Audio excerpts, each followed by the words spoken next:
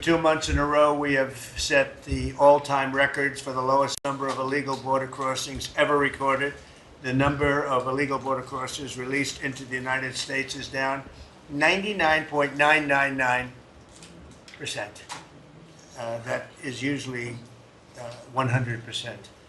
So I think it's an amazing tribute. And Christy, congratulations, and Tom and everybody else. It's an amazing job, actually. And it was done very quickly. We officially designated Tren de Aragua, MS-13, and the Mexican drug cartels as foreign terrorist organizations, and we're expelling these monsters from our country rapidly and working with the Department of Justice. Pam, you're doing fantastic. Your people are amazing. We're having some judge problems that everybody's reading. We're having some judges that don't like killers, murderers being thrown out of the country, so I don't know what their problem is, but we have a little difficulty. We won on the basis of a great border and of getting criminals out of our country. That was why we won every swing state. We won by millions of votes. We won everything. Every metric we won by a lot. It was a massive victory, and we won, I think, largely because of this issue. I put this issue as #1 issue. And they don't want us to do what we're supposed to do, and I don't think that can be. I hope the Supreme Court is going to fully understand what's going on. We have to get the criminals out of our country, and that's the basis under which we won the election. Core GDP, and this is, you probably saw some numbers today, and I have to start off by saying that's Biden. That's not Trump, because we came in on January, this is the quarterly numbers, and we came in and I was very against everything that Biden was doing in terms of the economy, destroying our country in so many ways, not only at the border was more obvious, but we took over his mess in so many different ways. Core GDP, removing distortions from imports, inventories, and government spending, was up plus 3% when you add it. We had numbers that, despite what we were handed, we turned them around, and we were getting them really turned around. Gross domestic investment was a whopping 22%. Now, that is a number that people are coming in at numbers. For instance, I just walked in, I heard Samsung is now, because of the tariffs, they're going to build massive facilities in the United States. If we didn't do the tariffs, they wouldn't be doing that. So it takes a little while to get those facilities built, but they're coming in with big numbers. They're all coming in with big numbers. We have more money being spent than at any time in the history of our country. We're up to close to $8 trillion, I think I can say. And really, it's going to be a lot higher than that. Those are just the ones that we know about. 8 trillion. I'm not going to say, but I'm not sure if Biden did $1 trillion for 4 years, 1 trillion. But we're at 8 trillion for 2 months, because let's give us a pass on the first month. We were sort of getting a little bit used to things, right? But after 2 months, we have $8 trillion. There's never been a number like that. And that includes chip companies, car companies, every form of manufacturing, high-tech companies. Nobody's ever seen anything like it. So $8 trillion. I can talk about gross domestic product, gross domestic investment. I can talk about a lot of things, but to me, the biggest numbers, the kind of numbers that are, and these people are coming in. Our Secretary of Commerce spent the weekend. He went down to Arizona to see what was happening with the biggest chip company in the world. And he said, Howard, you've never seen anything like it. Do you want to just describe what you saw? So they're investing $165 billion in 1,100 acres in Arizona, and they're building the highest tech chip manufacturing, semiconductors, and 4,000 employees. American tradecraft, right? Technicians doing every kind of work. The classic foundation of America is building it. They had 14,000 people. They're expecting 40,000 people to build the rest of their plants and to employ 20,000 people for the rest of the time. This is all driven. You never saw a site like that. And this is all driven by your tariff policies. No chance this be happening without you.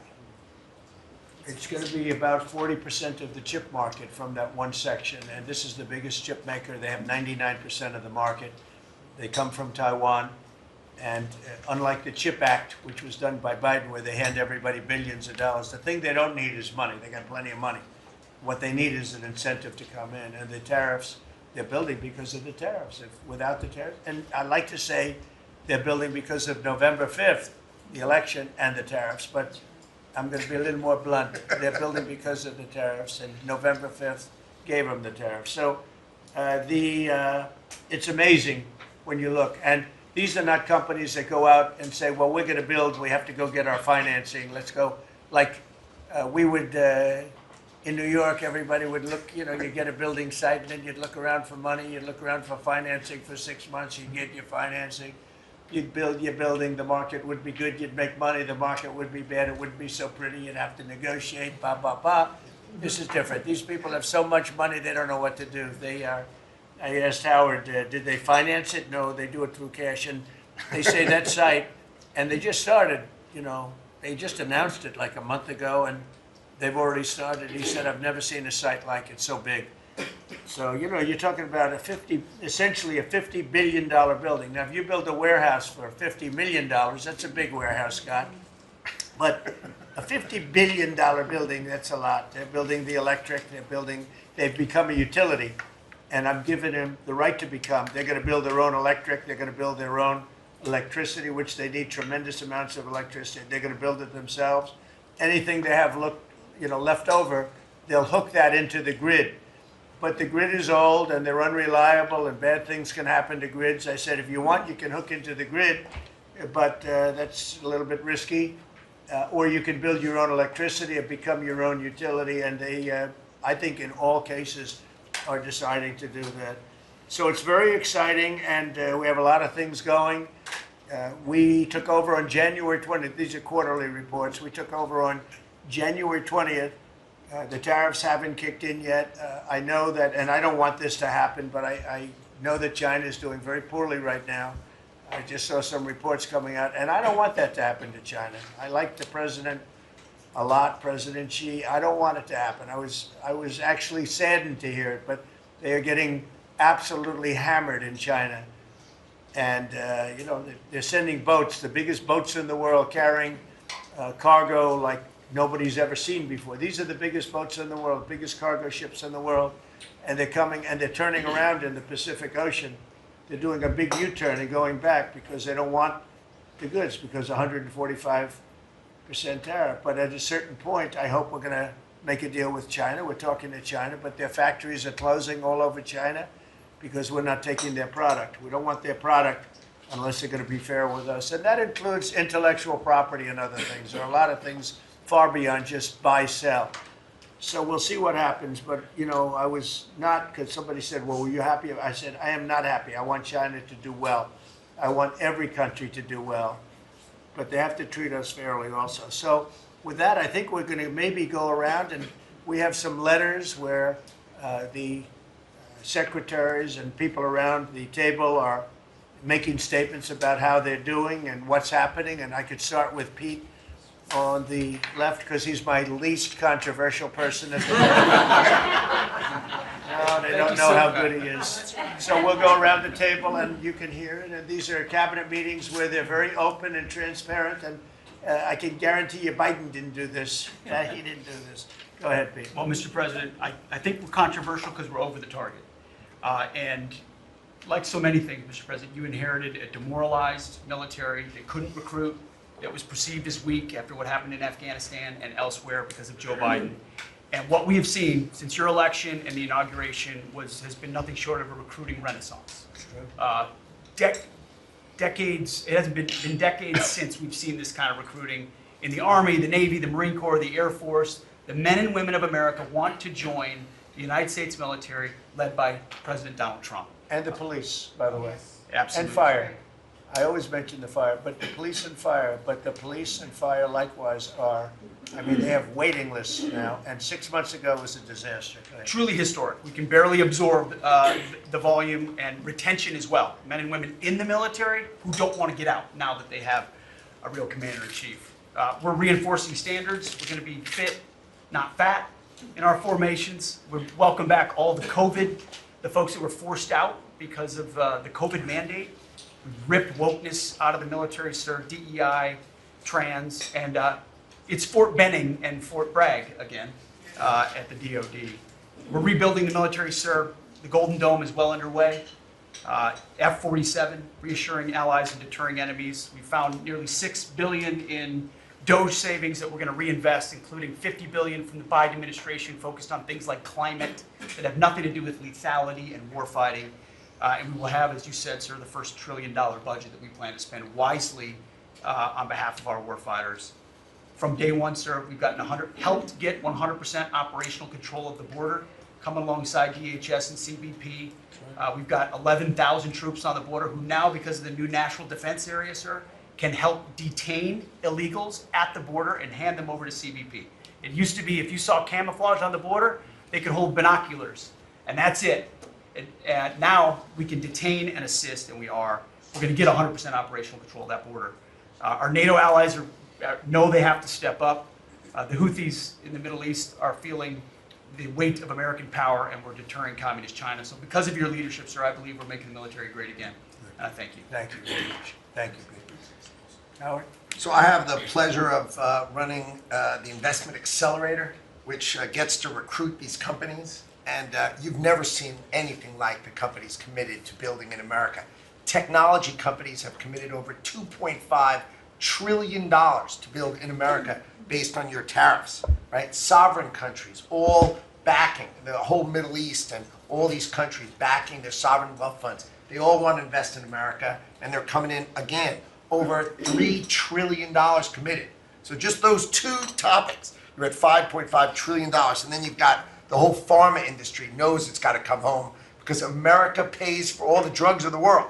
So the pharmaceuticals have to come home, right? Autos coming home, industrials coming home. So, you know, we've got to train, and your great Secretary of Labor together and Secretary of Education together, we're going to train the workforce to build America. It's unbelievable. We've got so much, as I travel around, the attention on the Trump Gold Card. I mean, it makes me very popular. Last night, I was out to dinner, and someone came up and said, can I buy 10? And how do I buy 10? And I'm like, that's pretty good. It's $50 million for dinner. So, you know, I was paying for my dinner. The External Revenue Service, right? You've got the tariffs and the hundreds and hundreds of billions of dollars coming in to build the External Revenue Service. That our objective, of course, is to replace the Internal Revenue Service and let those outside countries trading with us, let them pay their fair share to America. And then, of course, you got rid of de minimis. And what happened is these foreign countries were sending in little packages for free and knocking out our mom and pop businesses across America. You put an end to it, and you're going to rebuild the mom and pop and the small business of America. You're their president, and I'm proud to support you. It's very important. De minimis. It's a big deal. It's a big scam going on against our country, against really small businesses, and we put an end to it. Mr. President, so CAFE standards, we have the fuel economy standards on vehicles that are going to go to 50 miles per gallon. We are going to rewrite those standards, bring it down to something that's far more reasonable. Elon's fine with that, I hope. But it's going to drive down.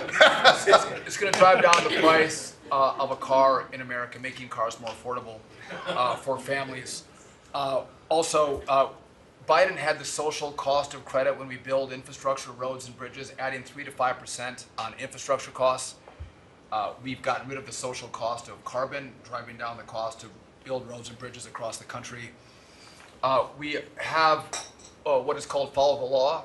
So we have so many states and municipalities that don't follow the law. So whether it's DEI, discriminating against Americans, whether they give illegals driver's license, or their sanctuary cities or states, if you don't follow the law, if you're giving license to illegals, if you're having DEI policies, we're not going to fund your projects. So you got to certify in your state or in your city to get road and bridge money or rail money that you're actually following the law, which includes executive orders from you, Mr. President. We're cutting back funding. We send research money, Mr. President, to universities to do research on more equitable and sustainable transportation systems.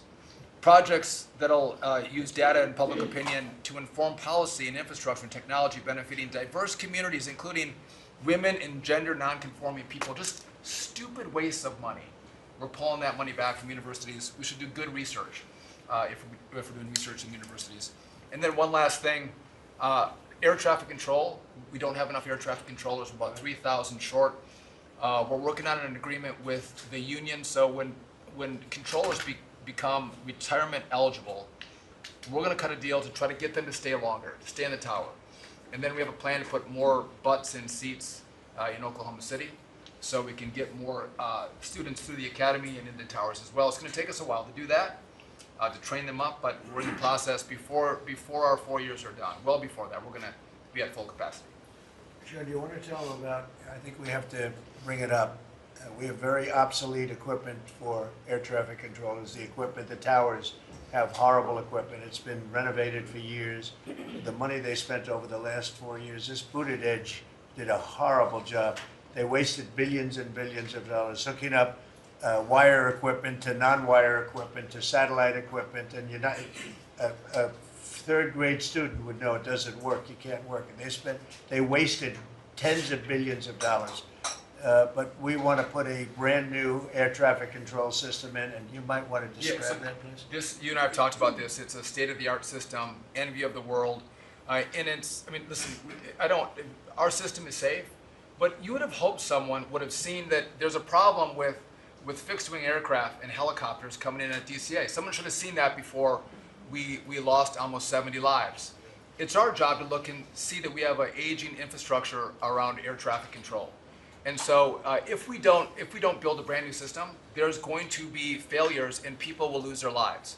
And so we need the help of Congress to help fund this, but it's going to be all brand new. And after you build a brand new system, we have the bedrock and the foundation to actually build on top of it. But no one has done this, Mr. President. There's Band-Aid fixes that have happened over the course of 20 years. You can't have a Band-Aid fix. It doesn't get done.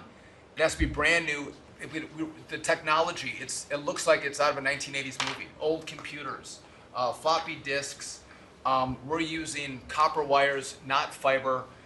So there are great solutions we have available that, by the way, everyone's sick of their delayed flights or their canceled flights. We have more capacity in the airspace, and if we build this brand new system, what you'll have is more efficiency in the airspace, and it will be safer. So the economy will be stronger. We can have more flights and less delays. So I appreciate your support on that, Mr. President. Rebuilding that is very important. You wouldn't have had the helicopter crashing into the plane at 400 feet up when it's supposed to be 200 feet. Right. That would have, bells and whistles would have been gone over, and you would have heard the screaming equipment saying, there's a problem coming up in 15 seconds. You got to do something about it right now. And it would have also sent the word right into the helicopter, because I guess you'll be doing the full report on that, but it was pretty obvious what happened. Right. And they were supposed to be at 200 feet, they were at 400 feet, and a terrible thing. And that wouldn't have happened if we had the right equipment. If we had the right equipment, you would have heard bells and whistles going off, and it would have alerted them long before that would have happened. 2 minutes before, they would have had a lot of time. So we have to do this. We have no choice, and we're going to do it, and we're going to be very proud of it. They did old equipment in new equipment, and you can't hook in old equipment to new equipment because it's different. Some is satellite and some is ground. The satellite doesn't work. This man would know that better than anybody, but you can't hook up a satellite system to a ground wired system. And if you do, you're wasting a lot of money. They spent billions. This is Buttigieg. They spent billions and billions of dollars trying to patch a system together. They had hundreds of different contractors, and the contractors were all fighting with each other. We're going to have one great big contractor, like the Great Big Beautiful Bill, which is going along very well. I guess I like Great Big Beautiful, but we're going to have one Great Big Beautiful contractor, whether it's maybe Raytheon, maybe IBM, maybe it could be any one of 4 or 5 different groups, but you put one in charge. They're very big, very powerful monetarily, and they give you a guarantee, and they hook up everything. They do every single thing. So they're responsible for the digging of the ditches and the fiber and every single element. And it's one system that's hooked in. It's not all these hodgepodge systems that don't work together. And it's just a shame. I mean, it's basic construction, but it's complex stuff. And a few companies that do it unbelievably well, and we're going to have that. So, good job, John. I know that's your big And project. Mr. President, no one has done it because it is complex. It's hard to do because as you're building a brand new system, you have planes taking off and landing. And so because it's complex, no one has done it, and you've given the directive and the support to make this happen. So Well, thank you. ours is going to be an all-new system. It's going to all hook up. It's going to be the same tower is going to have the same equipment, and all towers all over the country, all over the world actually, mostly, are going to be hooked in together. And when there's a problem, when planes are too close, you will hear a sound that's very ear-shattering, and I've heard it, and it's amazing. I mean, honestly, it's amazing. It's real genius stuff, and we didn't do that. What we did was just waste money. You could have just thrown it right out the window. What they did in this last 4 years was disgraceful. Whether it was the border or this, you can name 100 different things. The worst administration ever. Okay. Thank you, Mr. President. Thank you, And Mr. President. Secretary. Thank you. Yeah, Mr. President, thank you. And I think one of the things that I want people to understand about the VA is we're part of the national security interests you have, and you've laid the groundwork for that with leadership and making sure that with the Secretary of Defense and myself, we take care of veterans on two ends, one when they come in and one when they served and have earned the benefits that we have. And one of the things is if we're not doing our job on our end, then the recruitment and all goes down on the other end because we have a full spectrum. That's what leadership is about. What we found, speaking the last 4 years, is we found an administration that wanted to throw money and people at problems, but they didn't want to put leadership in. They just put money and people at it, and we saw wait times stay the same. We saw issues of suicide rates, death by suicide, not change. We saw a homelessness issue barely go down. We saw disability claims skyrocket when you took place over 250,000 back dislodge, which we're already bringing down almost 40,000 so far just in the last couple of months. But we've also put back what you, and I was in Congress when this happened, and I was glad to see it. The Mission Act is back front and center at the VA. We're actually doing community care. We're actually giving the veteran the choice that they've earned and they've deserved, whether they can get their VA care inside our facilities or in the community. It's their choice. It's VA care. We're going to give them the highest quality care wherever they want to go. Also, we're expanding out options for treatments and others for those that are new. We're experimenting and looking at new counseling ideas, all new drug techniques that we can help with PTSD, TBI, the things that are affecting our veterans right now. But also, we've taken the leadership to take people and bring them back into work where they're actually communicating. They're back in our offices. We put thousands of people back in. We're processing more claims daily than we were in the last little bit, hit 1 million before has ever happened, and we're actually bringing it down. And I've actually taken our deputy secretary, and he is actually having a strike force now to bring down that disability claim, plus our regular work that we're having done. We've also taken almost $300+ million and taken it out of contracts that we've all heard about so far. We were doing contracts for meeting notes and PowerPoints, and if our folks didn't know how to do meeting notes and PowerPoints, go online and learn yourself. We're not going to pay for it anymore. And we took $360 million and put it back into community care and also our health records management system that we have. We've opened 6 new facilities just in the last little bit so all the media who wants to talk about how we're hurting healthcare, we just opened 6 new facilities. By the way, thank you, you're welcome. As we go from that we've continued. We've also took $11.6 billion in ceiling values of contracts and terminated that we did not need, resulting in significant cost avoidance for the future, but also still maintaining the ability to take care of our patients and also our disability benefits. We've also gotten unity again. We did away with $14 million in DEI spending. We've ended gender dysphoria treatments. We phased that out. All directed the savings from that go to paralyzed veterans and amputees. We've also continued to work toward, as you've, in anti-Semitism and also anti-Christian bias that we saw. The biggest thing though, Mr. President, I wanted to state, is you told me when you said for me to take this job, you said take care of my veterans. Well, we've done something in taking that step forward. The veteran is back first at the VA. The VA is not about itself anymore. We're not a self-feeding animal. It's about a service organization that takes care of one of the best that we have, and that's our veterans. And that one, Mr. President, we're just getting started. Thank you, Doug. How are you doing with the suicide rates? We're getting, it's tough, Mr. President. That's something that we're looking at. This is something that we've had $588 million that's been spent over the last 4 or 5 years to be prevention, and yet the numbers stayed at 17 or 21, wherever you want to have it. We're now opening that back up, taking in nonprofits. We're bringing in others who have things that are actually looking at. I've worked with Secretary Kennedy and others on the idea of we're opening up the possibility of psychedelic treatment and others that give us an opportunity. We got to research it, make sure it's good, but it's opening up that possibility. And I think, again, veterans are understanding now that we're putting them first. When I go to these hospitals, they're actually coming up saying, thanks, we're back in where we need to be, and we're seeing a workforce develop. So suicide is gonna come down. It's also gonna take some transition stuff that your Secretary of Defense has been very helpful on. We've got to transfer them out of the military so they come to us better, but we're working on that. Thank you. Jameson? Mr. President, it may come as a surprise, but this has been the busiest 100 days in the history of the office. In history. In This is the biggest deal ever done. If you sold IBM, ExxonMobil, and 5 other companies together, it's peanuts compared to what we're doing. This is the biggest deal ever done financially in the history of the world. And I think we're doing great. You're gonna see some big, big results. Go ahead. And I'll just say something that Secretary Duffy said in his context, because it's complex, no one has done it. So this is something, a reordering of global trade that hasn't happened since the end of World War II. And it's long overdue because we've seen manufacturing offshore under the old global trading system. When the net result of the global trading system is that all the manufacturing goes to Asia and other places, that's a system you have to replace, and that's what you're doing. They said you wouldn't be able to do global tariffs. We did it. They said everyone would retaliate. No one retaliated outside of China. They said no one would come to negotiate. We're talking to dozens of countries. They said no one would have offers. We have dozens of written offers. We have lots of countries in this week. This is like a break for me to come and not sure. With all the countries that want to negotiate. They all want to negotiate. They want to make a deal. Don't zoom in on this. Yeah, this is like a tracker, right? We have all these columns of which countries have come in, when we started negotiations, who gave us an offer, are we in technical talks, and when do we expect to have deals done? Those are some weeks out, but we're working very quickly on this. Thanks to you. Thank you, Jameson. You're going to have a lot of fun for the next 3 weeks.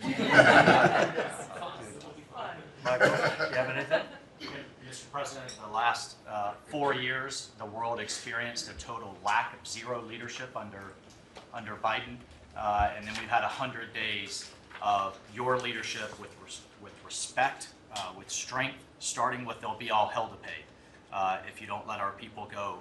Dozens, over 40 Americans have come home under your leadership. Far more terrorists are no longer threatening the homeland under your leadership, pulling all of these agencies together, including the evil individual responsible for the Abbey Gate bombing, and to sit with the 13 Gold Star families, and you showing that follow-up and that justice has been incredible. But pulling this great team together, Mr. President, everything from revitalizing shipyards to cyber to space, that takes this entire team working together.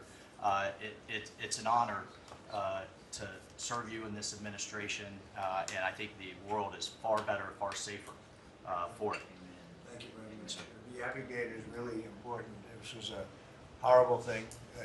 Destroyed the image, frankly, of the Biden administration. What happened there was a disgrace. It should have never happened, and Pam is working very much on prosecuting that person. We have the person, and he'll do well. I have no doubt about it. Thank you very much, Michael. So the CIA, I don't know, Ratcliffe, I don't know if he's going to say anything. He's probably the one person here that's not allowed to talk about the great job he's done, but go ahead anyway. Mr. President, as you know, at your direction, the CIA has deployed our unique covert action authorities in various places and continents to successfully advance your national security and foreign policy priorities, to advance peace, to end wars, to take terrorists off the battlefield, and to keep illicit drugs from coming into this country and harming Americans. Unfortunately, as much as I would love to detail your accomplishments in that regard, we can't do so in front of this crowd. But you and I both know, Mr. President, that you have had a profound positive impact on America's national security posture, and Americans are safer because of your leadership. What I can talk about publicly is, as has been mentioned, the CIA provided the intelligence that led to the apprehension of the Abbey Gate bomber, who is now being prosecuted by our great Attorney General and providing a measure of justice to those 13 families that suffered as a result of that disastrous Afghanistan withdrawal during the last administration. In addition, at your direction, Mr. President, the CIA has negotiated and secured the release of Americans like Mark Fogel and Ksenia Karolina, who have been wrongfully detained, sending the message that you will forget about no Americans that are being held in other places unfairly and unjustly. And finally, Mr. President, the CIA is being restructured at your direction to focus on our core mission and to eliminate the well-documented politicization that has taken place in the intelligence community from bad actors in the past, to focus on our core mission and to make America safe again. Thank you for the opportunity, Mr. President. Good job. You're doing a great job. Thank you very much. Russell? We're obviously involved in a number of budget bills that are moving, trying to make sure all of your priorities are reflected in the reconciliation. Working on our upcoming budget. Wonderful job by the entire cabinet on that front. Details soon on that front. Sending up rescissions bills to Congress for things that Elon has found. But the regulatory aspect is something we don't talk about enough. And right now you've given us a goal of 10 for 1. We are working right now with all of the agencies to rack up how big of a deregulatory agenda that we can have. When you came into office, you basically stopped $200 billion in costs to American families just by stopping the Biden regulatory agenda. That's about $2,000 per family. We think when we're going to hit these 10 for 1 goals that we could be in the neighborhood of about $900 billion in savings to American families that would be substantially bigger than that $2,000 number. And the point that I would make, in addition to just savings cheaper to the American people, there's an aspect of wisdom when you're enforcing these rules that comes into play. And I'm your regulator for the Consumer Financial Protection Bureau, and we found this small mortgage lender in Chicago. His name is Barry Sterner. He had a firm called Townstone, and CFPB had gone after him because he complained about crime in Chicago, literally the same thing that the Democrat mayor had talked about, and they came after him for 7 years on a redlining disparate impact claim and ruined his life. We overturned that. We apologized on your behalf to that individual, and we basically, without having to go through notice and comment, we ended the policy that set that in motion. And so that's happening across these agencies with how they are using their enforcement discretion, and it will only continue based on the stone wall of backing that you've given us to make these hard calls. I don't think they're actually that hard, but no one's done it to this point, and we were able to go forward and do that because of the backing that you've given us. So maybe the biggest thing we're working on, maybe bigger than tariffs in a certain sense, is we call it the One Big Beautiful Bill. And that's wielding its way right now through the Senate. And John Thune has been actually amazing. And the Speaker has been so great, Congress. Mike Johnson has been really two guys that they get along great, and it's just been a beautiful, unified attack, really, because we have to attack because the Democrats are trying to stop it at every turn. It would mean a 58% tax hike if they were successful, and lots of other bad things beyond the tax hike. But with us, it'll be the biggest tax cut in American history. How are we doing with the bill? We're doing great. We're day in, day out, hour by hour negotiations to make sure your stuff is in there, and to make sure we have the border resources, the defense resources, and to save the American people some tax money and make sure all those tax cuts that you ran on are in there that help get people back into the workforce. And I think we're making a ton of progress. I think we're doing well. Like I said, the biggest tax cut in the history of our country. And it would be the biggest tax increase if the Democrats are successful. They're the only people I've ever seen running for office where they want to increase taxes, but this would be a 58, maybe a 60% tax increase, unsustainable for the American people. Thank you very much. Great job.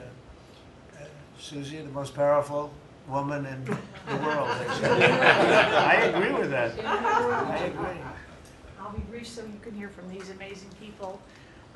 Congratulations to everyone on 100 days. That's been it's unparalleled in my memory and best I can tell ever. But it hasn't been busy for busy's sake. The president's promises made to the American people have been kept time and time and time again. You all have been out there. spreading the word with community groups and states and media. It hasn't gone unnoticed, and let's work hard for the next 100 and have equally as much success then. Thank you. And you've done a great job, Susie. I think everybody agrees.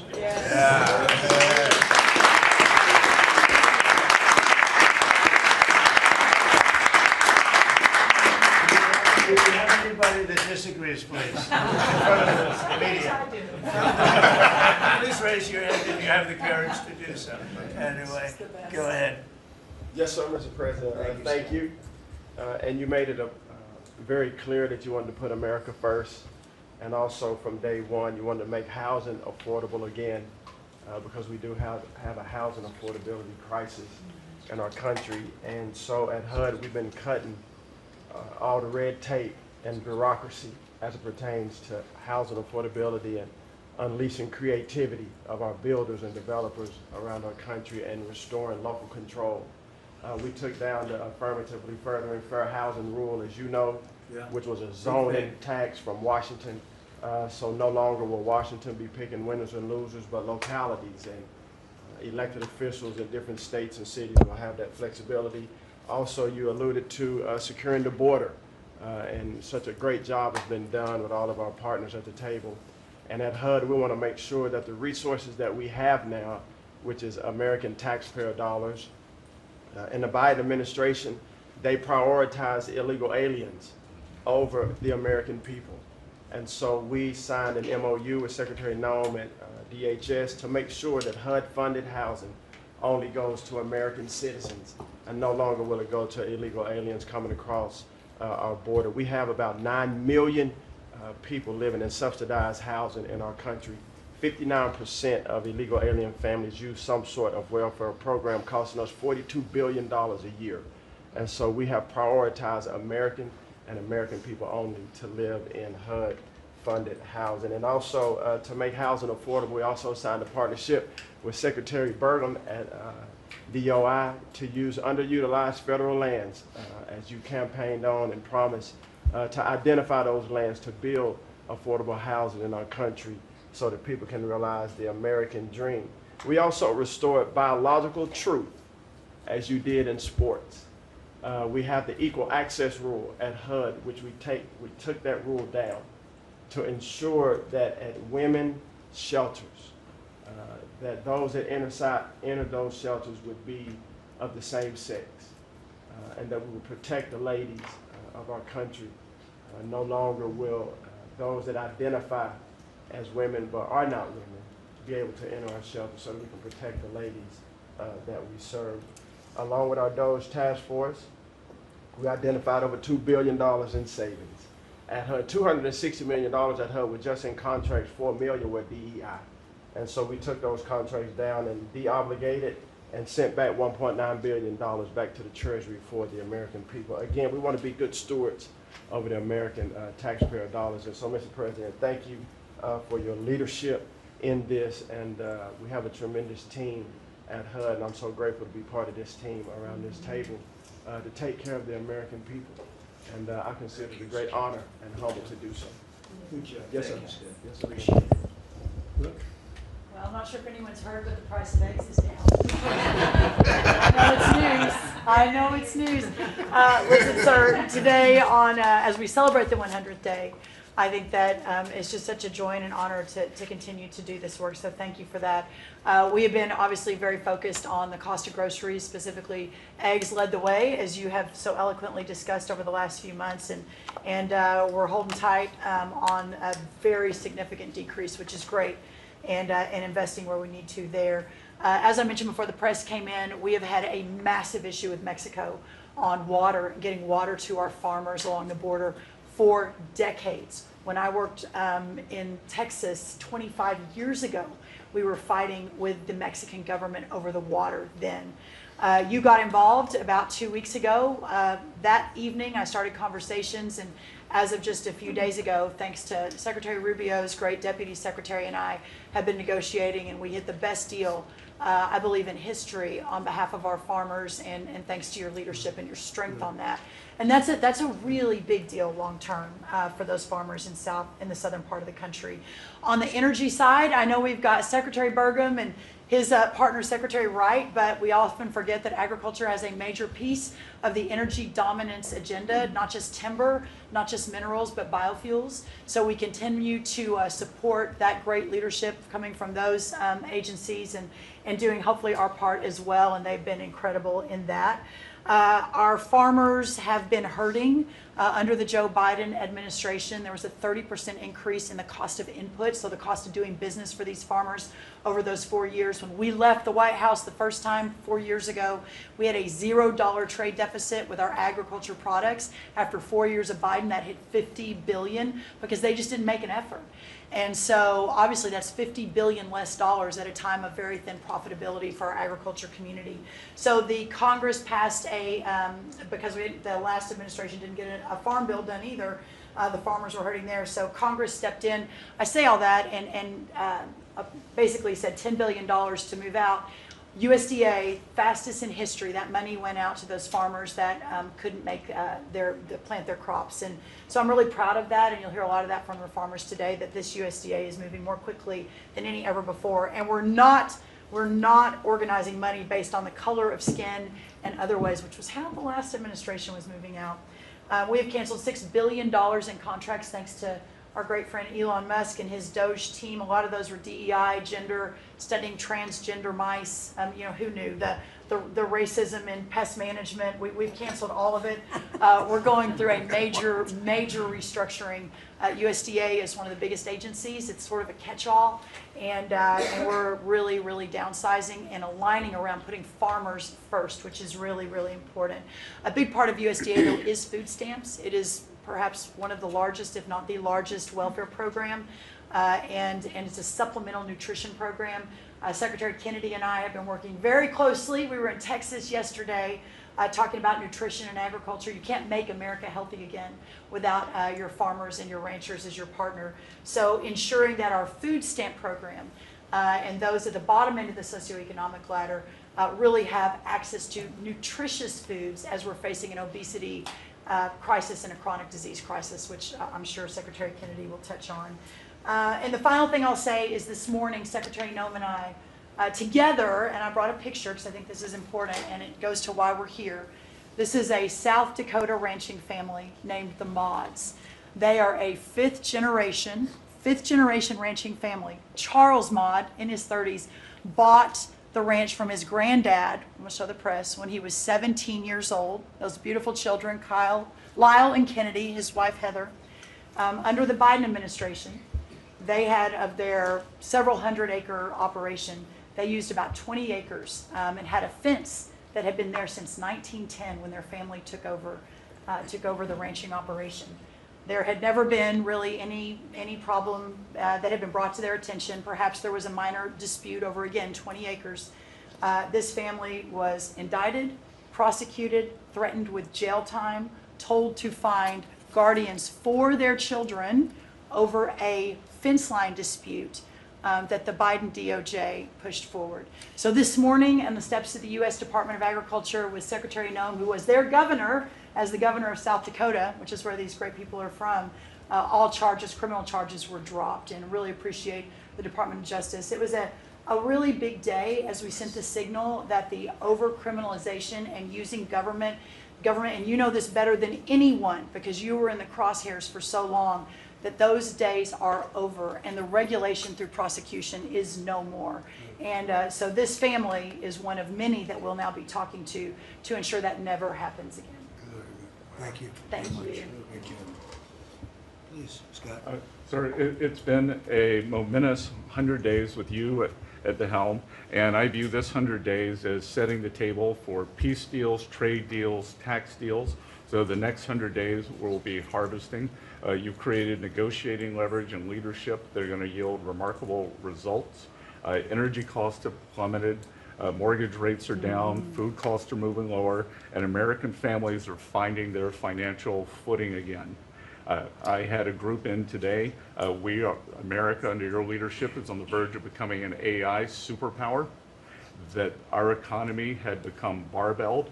We had high tech and finance on one side, natural resources led by energy, which the previous administration tried to kill on the other, and you're filling in between with precision manufacturing that we're going to be bringing back through good trade policies, good tax policies. Under the Doge at Treasury and the IRS, cost, tech support, and efficiency have increased. We have the IRS revenues are up, and thanks to the young man sent over by Doge, the IT update that began in 1990, which was begun before he was born, is going to be finished during your term. So trade, you couldn't make it up, trade, taxes, and deregulation, the one big beautiful bill under your leadership. Speaker Johnson and Leader Thune have done a great job, but they have you as the closer on many of their members.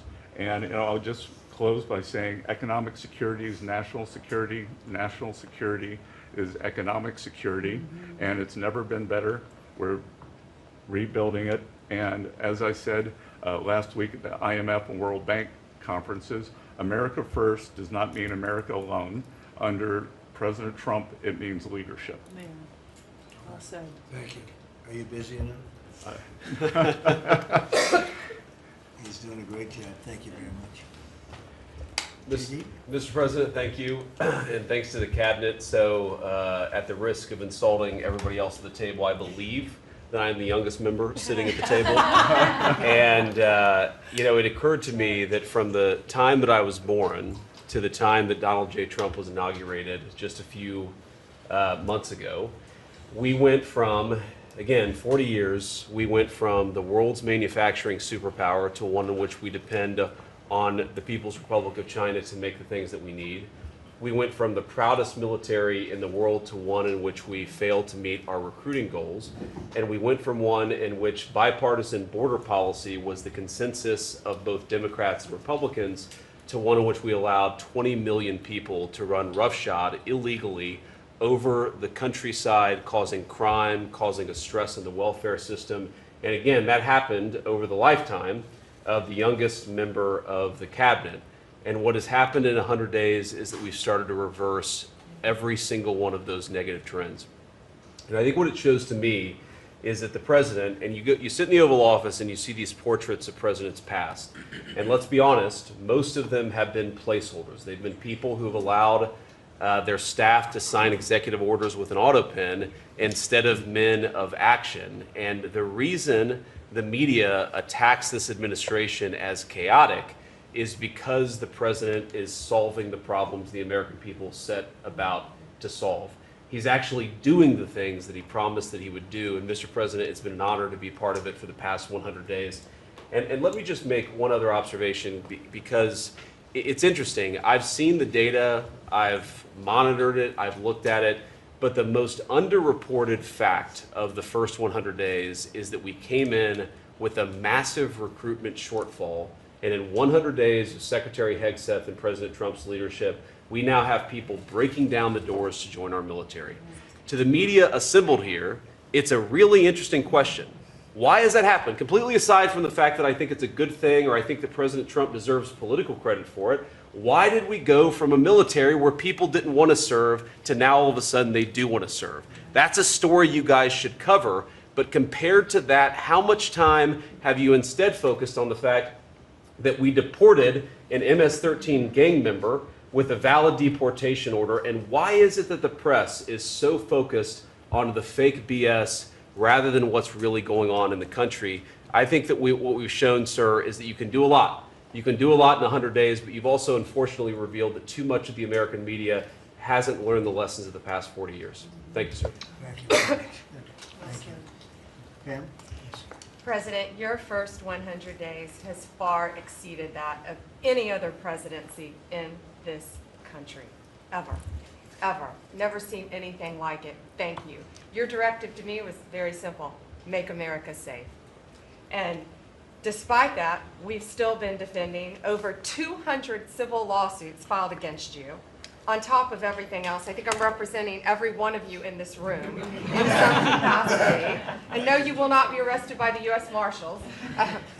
Over 200 lawsuits, over 50 injunctions, and now we've got multiple cases in front of the Supreme Court, and we will succeed, and we are doing great in front of the Supreme Court, President, and we'll continue on with that.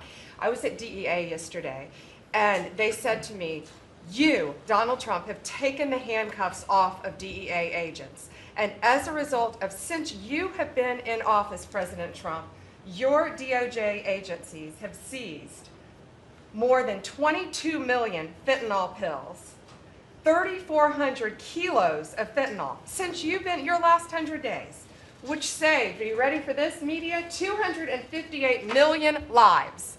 Kids are dying every day because they're taking this junk laced with something else. They don't know what they're taking. They think they're buying a Tylenol or an Adderall and a Xanax, and it's laced with fentanyl, and they're dropping dead. And no longer because of you, what you've done. ATF, since you've been in office, President, along with DOJ agencies, seized 14,500 guns off the streets. Why aren't people reporting that? 651,000 rounds of ammo. That's up 151% from 2024. That's keeping America safe. We've rescinded death penalty. We are now seeking the death penalty on cases. I'm signing death warrants. We are going after terrorism. We are going after arsonists. Whether you're burning Teslas, we've arrested 9 people so far in 7 jurisdictions, no negotiations, 20 years in prison, or you're burning down the governor's mansion in Pennsylvania. We will be there to protect you. And I've been talking to Governor Shapiro, and he greatly appreciated you reaching out as well. ISIS terrorist, we got one in New York, right around the corner. We got an ISIS terrorist in New York. We have an October 7th task force. We just broke up a huge human trafficking ring by the Sinaloa cartel. 1,000 pounds of methamphetamine on our streets. Ton of fentanyl, 20,000 Molly pills. Those are the drug of choice among at clubs and bars for young kids. They were fake, but you know what they had in them? Fentanyl. That's 20,000 lives saved because of you, right there. We brought back 29 cartel members from Mexico at your direction, and one killed the Kiki Camareno, a DEA agent, in 1985, and many of us got to talk to his widow and his son, who is now a judge. And they started crying. They have tried to get that guy back forever. And thanks to so many of you in this room working together, they have justice. They were crying on the phone because of what you did, President Trump. Thank you. We're going after anti-Semitism. We're unleashing everything you told us. No more DEI, no more weaponization. We have rescinded, as I said, 200 policies. And I could go on all day long, but we are doing everything in our power to keep America safe at your direction. Thank you. Thank you, President. You're really doing a great job. Thank you very much. Okay, let's go. Nice to see you, Mr. President. Well, first of all, I think what you've heard amongst this team is the leadership, because it's given us the latitude really to collaborate amongst each other, not only in this room as Jameson mentioned, we kind of get a break for a couple of hours here, but we stay in contact actually every other day that we're working for you. And I think what that says is I was speaking to, for instance, the Farm Bureau of Texas yesterday. I'm not the Ag Secretary, but it matters to the workforce. I'm working with the other secretaries, Letnick and McMahon, on education and the workforce investments that you've asked me to do. Because as you've come in and negotiated these great repatriation of these companies and the investments, we're going to need that workforce to build back this economy. And I couldn't see that more as I've kicked off my 50-state tour. We've been in 5 states so far. We'll finish all 50 states by the end of the year. And what we're talking to is the American workforce and these companies about what the market demand is. That's the difference, that we finally have made that connection. What do they need? How quick do they need it? And how fast can I get these either apprenticeships toward that million that we've put that lofty goal. We've already added 80,000 new apprenticeships already just since January. So at the Department of Labor, that tour is kicked off, and I couldn't be more honored to be on the ground and see my colleagues that we're passing in the skies, but we're on the ground together because we're all collaborating together. One of the things that we're talking about, illegal immigration, I have put states on notice. I warned all 50 governors that if they continue to reward illegal immigration by treating unemployment benefits as a handout, they're going to lose their federal funding as well. We can no longer continue to give unemployment insurance to illegal immigrants, and so I've let those governors, and I sent out that letter last week. We also eliminated discriminatory DEI offices within the department, specifically the Office of Federal Contract Compliance Programs. Most of our federal contracts were really just to focus on DEI enforcement. We were really punishing a lot of these companies. If they weren't compliant, they weren't going to have a federal contract. We've let go of that program completely. $4.4 billion in unspent COVID funds came back to the Treasury from the CARES Act. Billions were collecting thus in these coffers, in the state coffers. We've asked for that money back to return to the Department of Treasury. We saved $250 million by canceling America Last, is what I call it, foreign handouts, including funding for things like transparency and accountability for Uzbekistan cotton industry. It doesn't make sense that we're funding, these foreign, and thank you to DOJ and to the government efficiency of what we have found with the fraud that we're seeing. I mean, some of these things are so ridiculous you can't believe it. No, I write them down and I read them Uzbekistan more than once, cotton like this county farmers? should. Yeah, it doesn't make sense. It sounds like a comedy sketch. That's right. And so again, with the executive order preparing Americans for high-paying skilled trade jobs of the future, that's our goal. The trades is where we're being focused, but all companies, and we want to make sure we're on hand for that. And what I want to say is thank you to government efficiency, because you asked us when this transitions out, will our departments and our agencies continue that government efficiency? And I think that we surpassed that in the Department of Labor. Out of our 14,000 federal employees, 3,000 have taken the DRP, and we offered it again. So over 21% have taken that offer.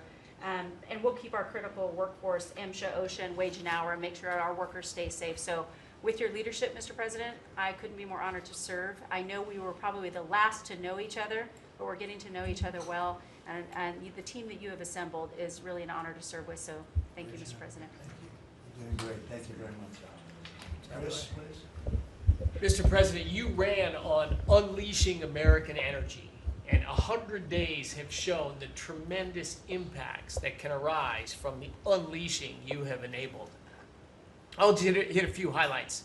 Number one, oil, gasoline, and diesel prices are the lowest they've been in years. How does that happen in 100 days? That's a messaging. Your message that we're pro-energy. We're not against energy, we're for it. That sends a message to the marketplace that supply is easier to grow now and supply will be coming, and that's already led to tremendous savings for American consumers across the country. And we need not only more affordable energy, but we need a lot more energy. One highlight I think a couple of us have touched on is AI. This is a new emerging critical industry that's very energy intensive. It is not acceptable for the United States to not be the leader in AI. We must win the AI race and lead in that, and that's going to take a lot more energy. If you had not won election, we would not have won the AI race. Full stop. Energy would not have been there to enable us to win. Reshoring of manufacturing. These trillions of dollars you led off with, it's going to come back to our country to make chips, to make steel, to make automobiles, to make artificial intelligence, to make all of these industries we've outsourced. That's only going to be possible with way more American energy. But we have that energy. We have those resources. We have those businesses. We have those capitalists. We just need to stop standing in the way of them and follow the lead you've set, which is to enable them, not to subsidize them, not to help them, to enable them to invest American money and create American jobs here. Regarding our balance of trade, the second largest export of the United States is liquefied natural gas. Second fastest. In the next few years, it'll be our largest export in our country. But yet, 18 months ago, the Biden administration had said, we're going to stop issuing permits for new LNG export terminals. That's just nuts. That's a great competitive advantage we have, huge balance of trade driver, a huge industry just coiled and ready to go. I just came back from Poland last night. They are thrilled that America is back in business again and that the rest of Europe can get off of Russian energy and can enable their own economic growth with secure, reliable, affordable energy from the United States. Also witnessed the signing ceremony for a deal between two large American businesses to build a huge nuclear power plant in northeastern Poland. The first of this design built in Europe. It'll be the first of many. I spoke with many other nations over there. They want to buy more American gas. They want to get American technology. They want to have a partnership with us. And they shared the message I delivered to Europe in my keynote remarks is that unleashing energy is the way you make your society safer, more prosperous, more free, and that these sort of over-the-top climate alarmism doesn't do anything to help the environment of our world, but it does impoverish people, it does reduce the security of your nation, and it makes you weaker. I think that's a constant message many of us around this table have brought to Europe. We want our friends in Europe standing up again and leaning in. A lot great is happening under your leadership. We're unleashing consumer products that Americans wanted to buy that Biden was making illegal. I'll be in Georgia on Friday at Renai's manufacturing plant. Tankless natural gas water heaters. Incredibly popular product. They almost became illegal. The return of common sense is incredibly welcome across this country, across the world. And back to Elon, that extra thing, we're going to deliver all of this with less people, less money, less burden on the U.S. taxpayers. Not smaller departments and smaller services, better, more thoughtful services done more efficiently and smarter. The way you'd have to run a business. We've got to get our fiscal house in order, and you and the people around this table are making it happen. Thank you, Mr. President. I'm honored to be here. Great job. Thank you very much. Please. Yes, Mr. President, you are 100% correct. The border is 99.99% safe, under control. You have completely reversed the entire situation. In fact, the day before yesterday, I was down in El Paso, and those Border Patrol agents are so impacted by how you have changed things in a year. They have put up huge pictures that say, under the Biden administration, the mobs of people that were pushing through razor wire and trampling children, and the chaos and the violence that was happening at that same location, they have a picture there that says, this is what the Biden administration looks like, and this is what the Trump administration looks like. It's peaceful. People who do business between Mexico and America are coming through. They're doing it legally. They're following the law, and it's all because of what you've done and what you've empowered them to do. The recruitment for Border Patrol is through the roof. For ICE agents, they want to be a part of ICE because they recognize they actually get to do their job. I have the Coast Guard too. Coast Guard recruitment is up over 20% just in the last 60 days. Everybody wants to be a part of what the heritage is of this country.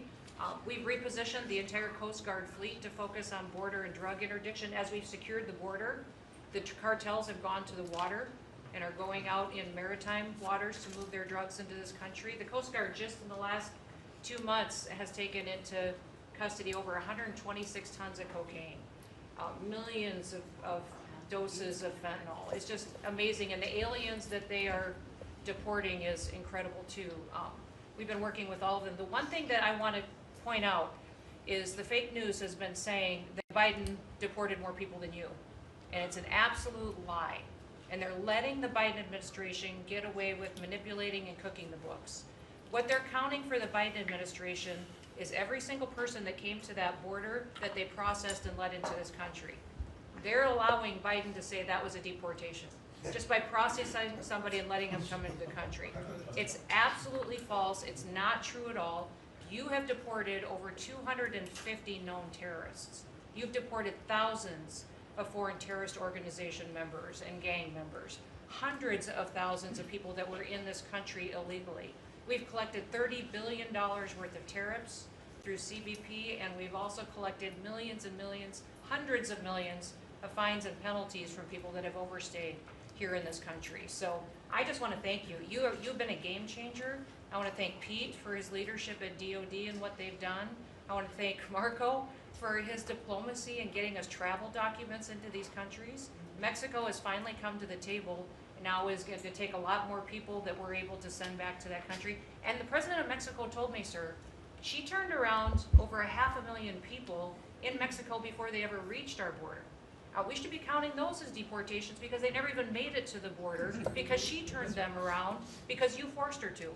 So those are all people that never even came here because they got the message because you were so aggressive. So thank you for what you're doing, and every day we get to get up and do jobs that matter, and we appreciate And Tom that. Holm is doing a great job. Oh, yeah, Tom's a great messenger for us. He just, Great. yeah, he's hardcore. Yeah, Good job. thank you. He is hardcore. Yeah, he is. No question about it. Kelly? Mr. President, it's such an honor to serve in this administration, and on behalf of Main Street America, for our 34 million small businesses that make up 99% of all businesses in this great nation, I have to tell you, under your leadership, Main Street is open for business again. They're thriving and they're investing. And the data that we have at the Small Business Administration, the loans that we're putting out, a record 26,000 loans in your first 100 days means that 2,000 small businesses each week are receiving that funding, that investment in the future. Small businesses create 2 out of every 3 new jobs in this country, and we've already seen under your leadership the jobs economy is back, manufacturing jobs are back. We've seen a 38% increase in manufacturing loans. We put out 1,500 manufacturing loans in your first 100 days. We saw startups increase by 54%, and we saw businesses under 5 people increase by 95%. So your leadership on the economy matters to every region of this great nation. I'll tell you on the manufacturing front, I'm out on a national manufacturing tour.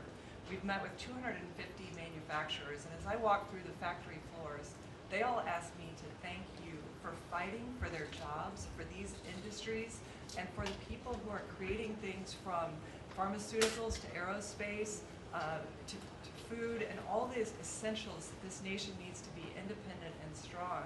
And to that end, I'm working with Congress. We'll be announcing tomorrow an upsizing of our manufacturing loans to make sure that that economic engine, because 98% of all manufacturers are small businesses. It's incredible to walk through these factories that are really creating what you had in your first administration, the blue collar boom. It's now a new collar boom because it's the intersection of technology and manufacturing and what they can create for our war fighters, for our aerospace, for pharmaceuticals, with less than 300 to 500 employees, sometimes 100 employees. I was at a factory in Georgia on Monday that is creating machines to help with the Iron Dome in Israel. Less than 50 employees. This is the engine of our economy. It's the heartbeat of our communities. It's the small businesses that helped elect you because they needed your economic agenda. So thank you, Mr. President. It's such an honor, and congratulations on an epic 100 days. I do have to thank Elon. I do want to note we just cut $3 billion in contracts because of Doge's work. That's $3 billion that hardworking families that won't have to work until April 15th to pay for the waste, fraud, and abuse that we continue to find in this government on behalf of taxpayers. So again, thank you, Elon. Thank you. Great job, Kelly. Thank you very much. Elon, I love the double hat, by the way. He's the only one that can do that. Get away with it. Well, Mr. President, you know, they say I wear a lot of hats. And as you can see, it's true. Even my hat has a hat.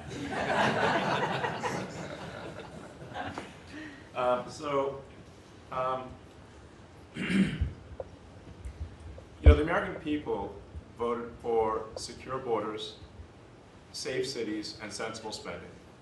And that's what they've gotten. A tremendous amount has been accomplished in the first 100 days. As everyone has said, it's more than has been accomplished in any administration before, ever, period. This portends very well for what will happen for the rest of the administration.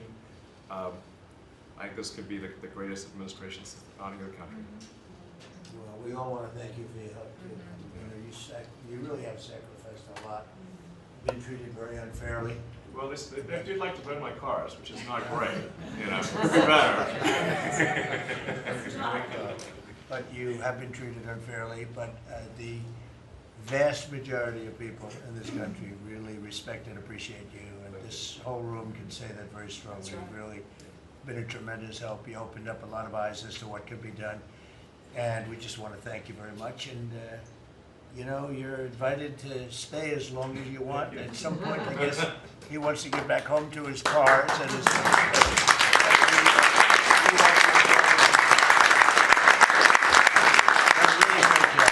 You've done an incredible job. $150 billion. Think of this. Yeah.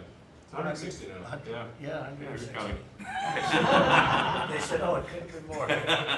And a lot of stuff is being worked on. That number could be doubled and even tripled. A lot of things are being worked on that we don't count yet because it's not quite there. But you've done a fantastic job, and we appreciate it very much, Eli. You know Thank that. you, and it's also an honor to work with your incredible cabinet. I'd just like to say thank you, everyone. It's great to work with you. Thank you very much. Thank you. Mr. Kelsey? President, congratulations on this truly historic first 100 days of your administration, really only made possible by your focused leadership on delivering the mandate the American people gave you. You've empowered all of us to deliver that mandate, and I'm grateful to have the privilege of leading the intelligence community towards ending the weaponization and politicization of the intelligence community that's gone on for far too long. And building out what is truly a lean and agile and effective intelligence community that is helping you deliver that promise to the American people of safety, security, and freedom. So, Mr. President, I'd like to highlight just 3 of the areas where we are helping to support your leadership and your work in making America safe again and bringing about these changes. First of all, because of your designation of cartels as foreign terrorist organizations, I took immediate action with our National Counterterrorism Center to prioritize their focus on those terrorists and gang members who are trying to enter our country through legal or illegal means, and to seek out those who already are here in our country because of the Biden administration's 4 years of open borders. We've been working very closely with your great Attorney General's team at the DEA to get these known cartels into our systems, to be able to stop them at the border, and turning over names to Department of Homeland Security and the FBI to be able to find those who are already here in our country. Just the other day, we found 700 alien terrorists who have ties to MS-13, Tren de Aragua, and the Sinaloa cartel. Just yesterday, our NCTC identified almost 600 individuals with ties to other terrorists who came through our borders illegally, claimed asylum, and under the Biden administration were paroled here within our borders. Secondly, Mr. President, like too many organizations in the federal government, the ODNI has become very bloated with too much waste and abuse going on within the organization. We've done a few immediate steps. We are doing more. The ODNI is 25% smaller and more lean today than it was when I walked in the door and when you took office. Secondly, we have just this morning actually shut down a human capital office. As soon as you issued the executive order to stop all DEI activities, we did that, shut down the DEI office. But we discovered this human capital office that was essentially a slush fund for DEI initiatives, hidden under the guise of human capital, that closed down this morning, saving taxpayers $150 million. We'll soon be announcing an additional $2.6 billion in savings with other programs and contracts that do nothing to ensure our national security interests. And lastly, we're working every day to hold the deep state accountable, to end the politicization, weaponization of the intelligence community. This past week, I sent 3 criminal referrals for illegal and unauthorized leaks to the media of classified intelligence for prosecution. We have 11 more that are under investigation. We've revoked, at your direction, 67 security clearances, and we continue the work of declassifying documents, as we have already around the JFK assassination. We have more coming for the assassination of Bobby's father, Senator Kennedy, and MLK assassination. And we continue our extensive investigations around exposing the very serious issues we have related to election integrity, illegal abuses of FISA, Crossfire Hurricane, and others. Mr. President, under your leadership, we are working every day to bring about that transparency and accountability that the American people deserve. So thank you for the opportunity. Great job. Thank you very much. Lee? Mr. President, at the Biden EPA, the Green New Deal was raging. At the Biden EPA, we saw billions of tax dollars burning. At the Biden EPA, we saw industries suffocate. But at the Trump EPA, the Green New Deal is dead. At the Trump EPA, we know that we can both protect the environment and grow the economy. I have 13 pages of accomplishments from our first 100 days in here, and in it, part of it is 100 environmental accomplishments at the Trump EPA. You don't have to take my word for it. We released it to the media this morning. Every single day that President Trump is in this office, there will be a major environmental accomplishment every single day of the Trump administration. At the Trump EPA, we're also launching what is the largest deregulatory action in the history of the country. We're going to be giving our director of the OMB a whole lot of work because we inherited a big mess from the Biden EPA. And working with Elon and Doge, I've canceled now $22 billion worth of grants. Now today is a special day for many reasons. The biggest reason why we're here is that this is the 100th day of the most consequential, historic first 100 days in the history of this country.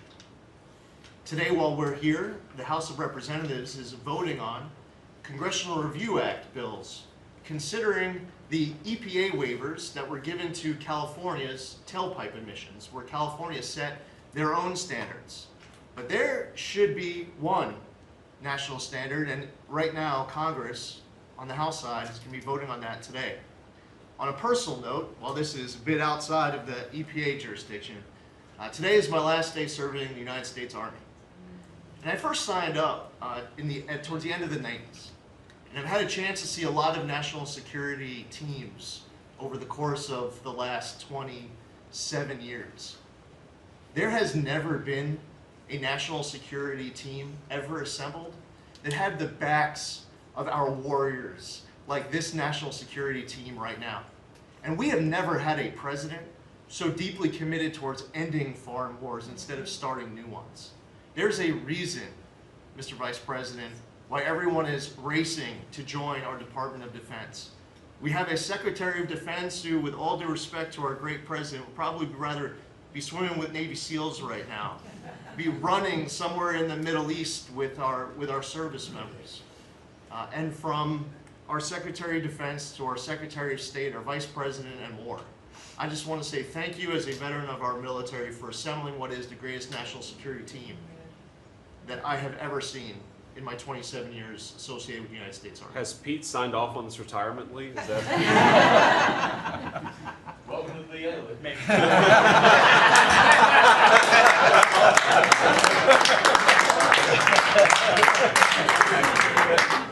Thank you for your service, Lee. Yeah, thank you.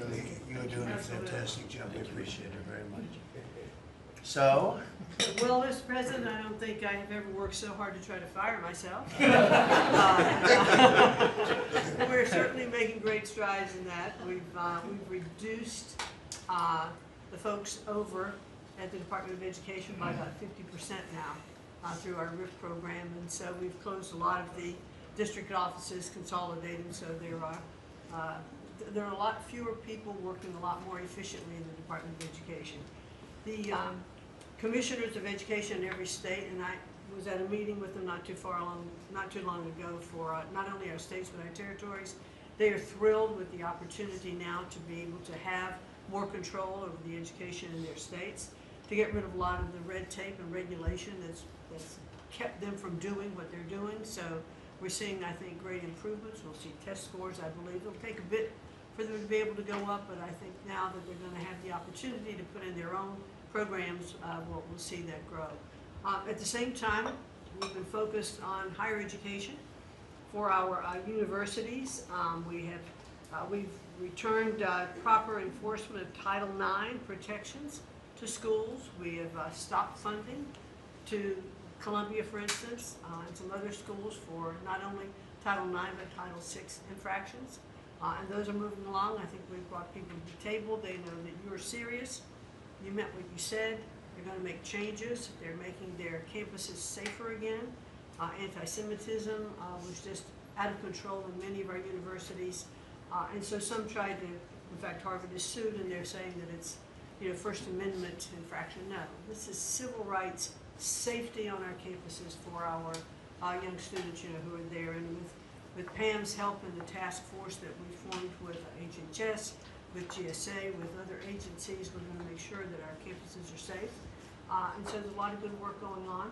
I think one of the biggest things, you'll be very happy to hear this, Mr. Vogt, that we are putting back into place collecting on our student loans that have been delinquent since March of 2020. Been no effort to recollect on those loans. So as of May 5th, a letter goes out that the loan recollection is beginning again. So for those people who have borrowed money and have not been paying, that's just not to be punitive. There are many ways that they can go online to understand how they can get back into the right payment structure, because when they're in default, they can't buy a house, they can't buy a car because their credit scores are down. So it's helpful to them as well as to get this money back into the country. I mean, $60 billion of increased student loan debt since 2020. And in total, we've got almost $1.7 trillion in student debt. So we're gonna start getting it back. And Scott and his team have been incredibly helpful. We appreciate that so very, very much. And so a lot's going on at the department. And what I would really like, as I'm firing myself, I'd like for you to be known as the education president, because of the best in practice systems that we want to put in every state to incorporate AI, so that we are training these new entrepreneurs and business leaders in our country. We can't do it with the infrastructure we have in place today, so you have to be working on that at the same time.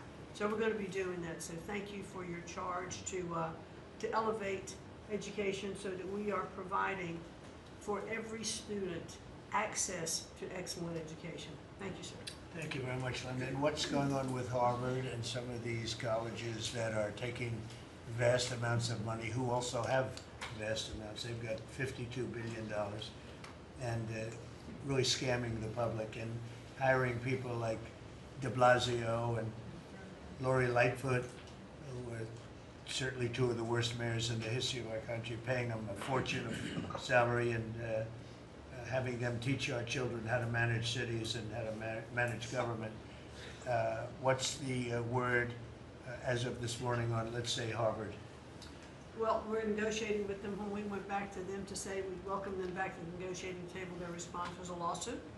So Pam and her team are helping work with that. And I am, enjoying the fact not only am I firing myself, but I'm now being sued very regularly by different departments of education. But we're staying tough with them.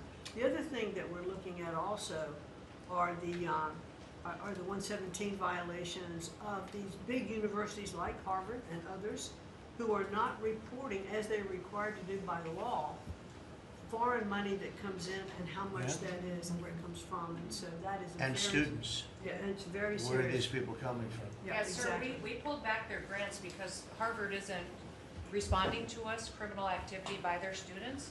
And until they give us that list, they're not getting any more grants from Homeland Good. Security. I think you should pull it back. We did. The students they have, the professors they have, Right. the attitude they have is not American, and I think you should. A grant is a grant. We don't have to give grants. Exactly right. So we'll pull back the grant. All right, very good. Thank you very much, Linda. Bobby? Mr. President, thank you for your extraordinary leadership. Over the past 100 days, we are already making America healthy again. We announced last week the ban on the 9 petroleum-based synthetic dyes, food dyes. Within 2 years, within 2 months, we're going to ban the worst 2 of them. I am working with Secretary Rollins on dietary guidelines, the dietary guidelines that the President Biden's administration gave us. 453 pages. They're basically unreadable. And they are the product of the same kind of politicized science that drove Fruit Loops to the top of the food pyramid. And we're going to do real science, gold standard science. We're going to develop we have till December to do it, but we are working very, very fast together. We're going to get it done by the end of the summer in time to drive change, major dramatic changes in the school food, the school lunch programs over the next school year. I'm working also with Secretary Rollins on the SNAP program and to get sodas and candy off of the food stamp program. 10% of food stamps go to SNAP. And I want to thank you for your courage. You are a business-friendly president, probably the most business-friendly in our history, but you're also willing to stand up to very, very powerful businesses, and you've shown that again and again. Secretary Rollins had the soda industry come and knock on her door very much, very loudly, and they said to her, well, the SNAP program is not supposed to be about nutrition. She pointed out to them that there is no nutrition in a soda. And they said, well, it's not supposed to be about nutrition. And she said to them, the name of the program is supplemental nutrition. It is about nutrition.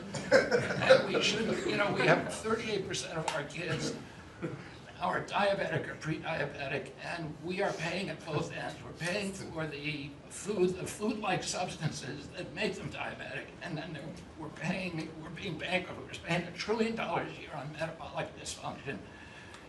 It's existential and it's not sustainable.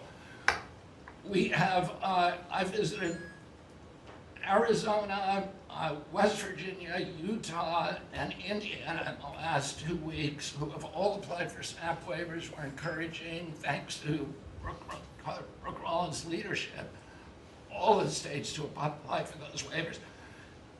I also visited Utah, which is the first state to ban supplemental fluoride. Florida yesterday passed a bill to ban supplemental fluoride. I'm confident Governor DeSantis is going to sign that. We are working, Lee Zeldin and I are working together to change the federal fluoride regulations, to change the recommendations, and we're looking at the science now.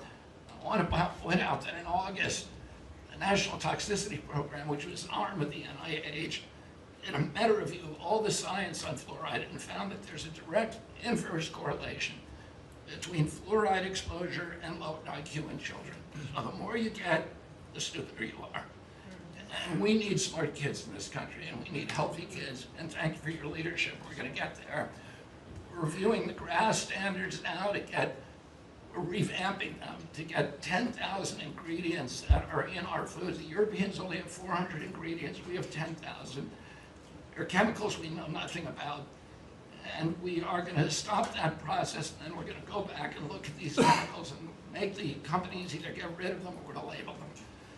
We've launched Operation Stork Speed, and we're going full speed ahead to make sure that we have good, high-quality milk for children. We have launched the autism study at your direction. By September, we'll have some of the first answers. Within 6 months of that, we will have definitive answers, not only for autism, but for the etiology of a whole range of autoimmune diseases that have become epidemic in our children. We have ended HHS as the role as the vector, the principal vector in this country for child trafficking.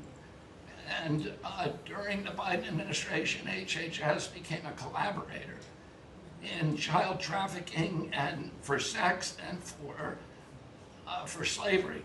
And we have ended that, and we're very aggressively going out and trying to find these children, 300,000 children that were lost by the Biden administration.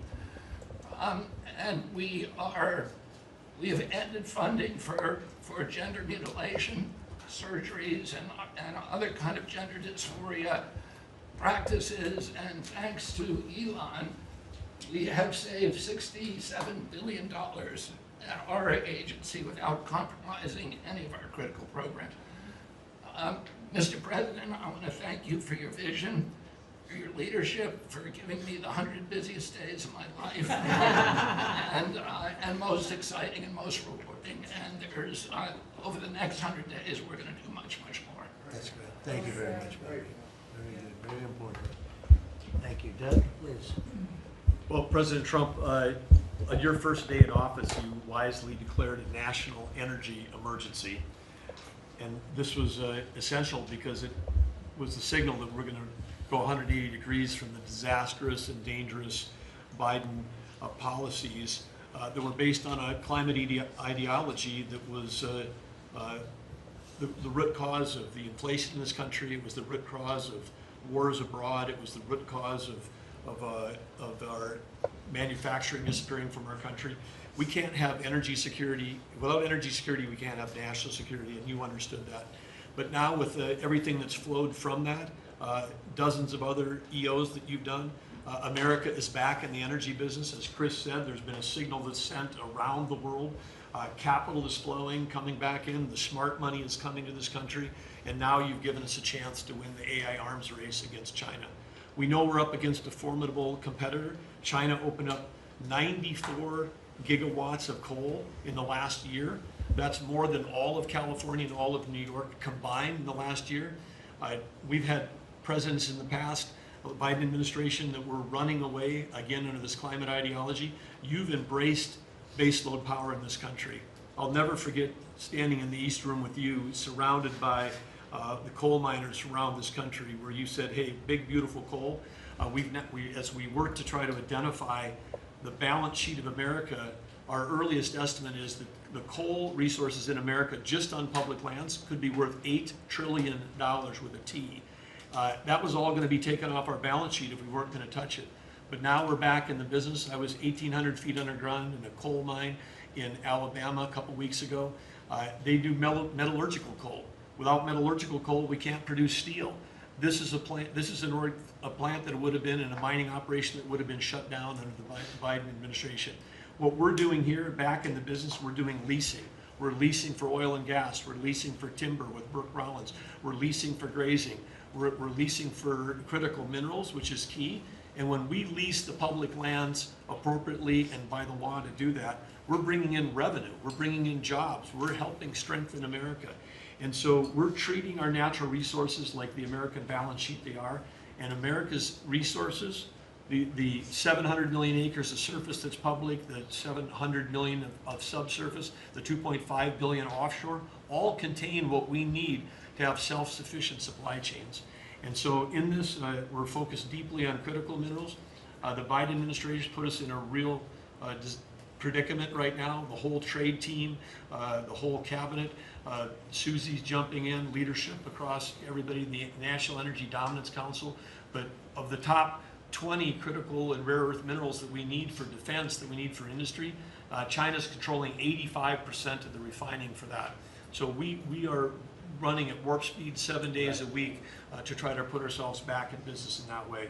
So, and I want to just close out by saying a couple other things. One is the border. Few people realize that 41% of the southern border is in the Department of Interior. And then we've got a few more percent that come with Brooke and with the Forest Service.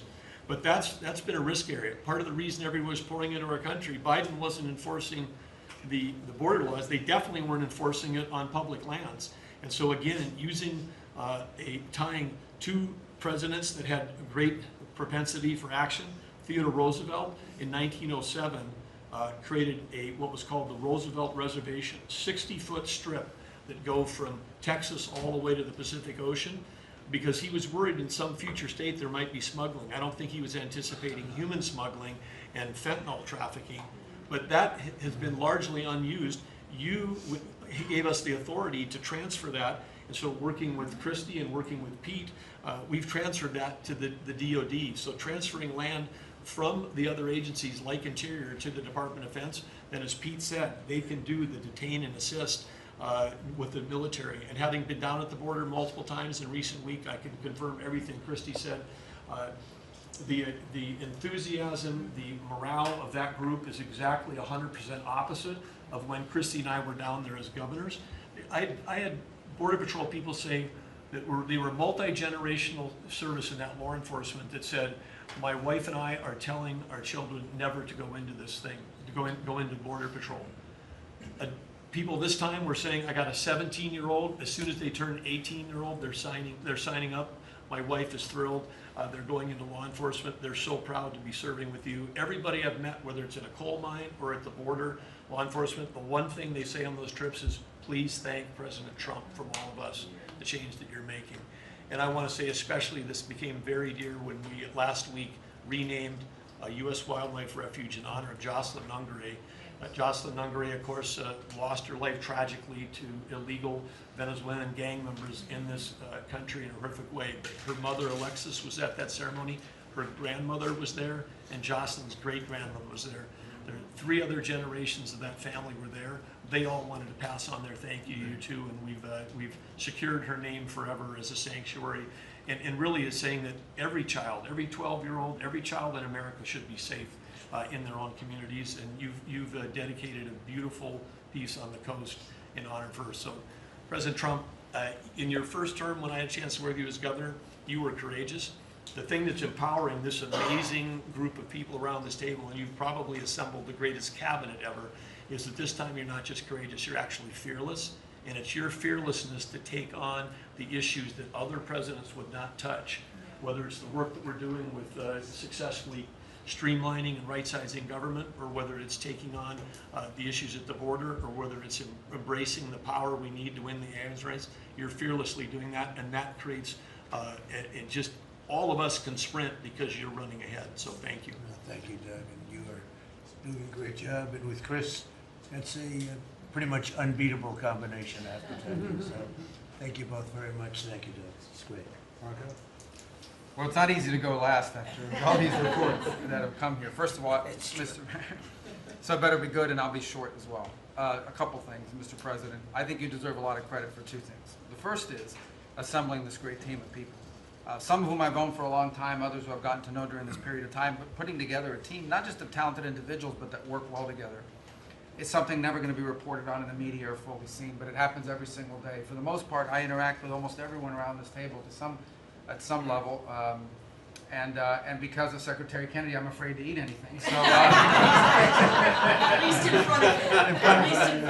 He said Tootsie Rolls are okay in moderation. But it's a great team. And here's the second, and I tell this to people all the time. This is incredibly rewarding service, and you hear it in everyone's voices. Traditionally in the past, and it's one of the problems we got in as a country, is presidents would say, okay, let's go do something, and then they would have to do a study, and then a study on the study, and then a long internal deliberative process, and by the time you got to it, it was too late, or somebody had forgotten it. In this administration, it's moving. You know the direction because you know why you were elected. The American people elected you very clearly, and basically it's measured, I used to say by days and weeks, now it's measured by hours and minutes, but action is happening. And that's what people want to see. And I'm going to talk about foreign policy in particular because I'm not sure this is fully appreciated. This president inherited 30 years of foreign policy that was built around what was good for the world. In essence, the decisions we made as a government in trade and foreign policy was basically, is it good for the world? Is it good for the global community?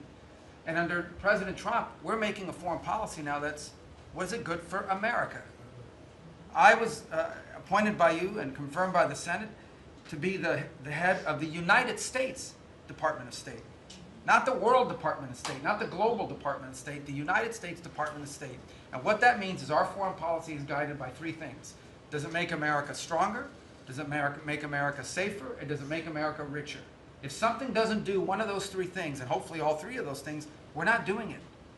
Now, we went out and hired a consulting firm to help us organize ourselves. Luckily, they were free. They're called the Department of Government Efficiency. And they helped us do a couple things. Number one is our foreign aid. We were funding some crazy stuff. Crazy stuff. You tell me, how does a puppet show in some country around the world make us stronger, safer, or more prosperous? So we got rid of puppet shows and a bunch of other things. I'm sure there were very good puppet shows. And I'm sure that a bunch of charities in the world can go pay for it, but the American taxpayer should not. We've also, by the way, Mr. President, under your direction, reorganized the Department of State.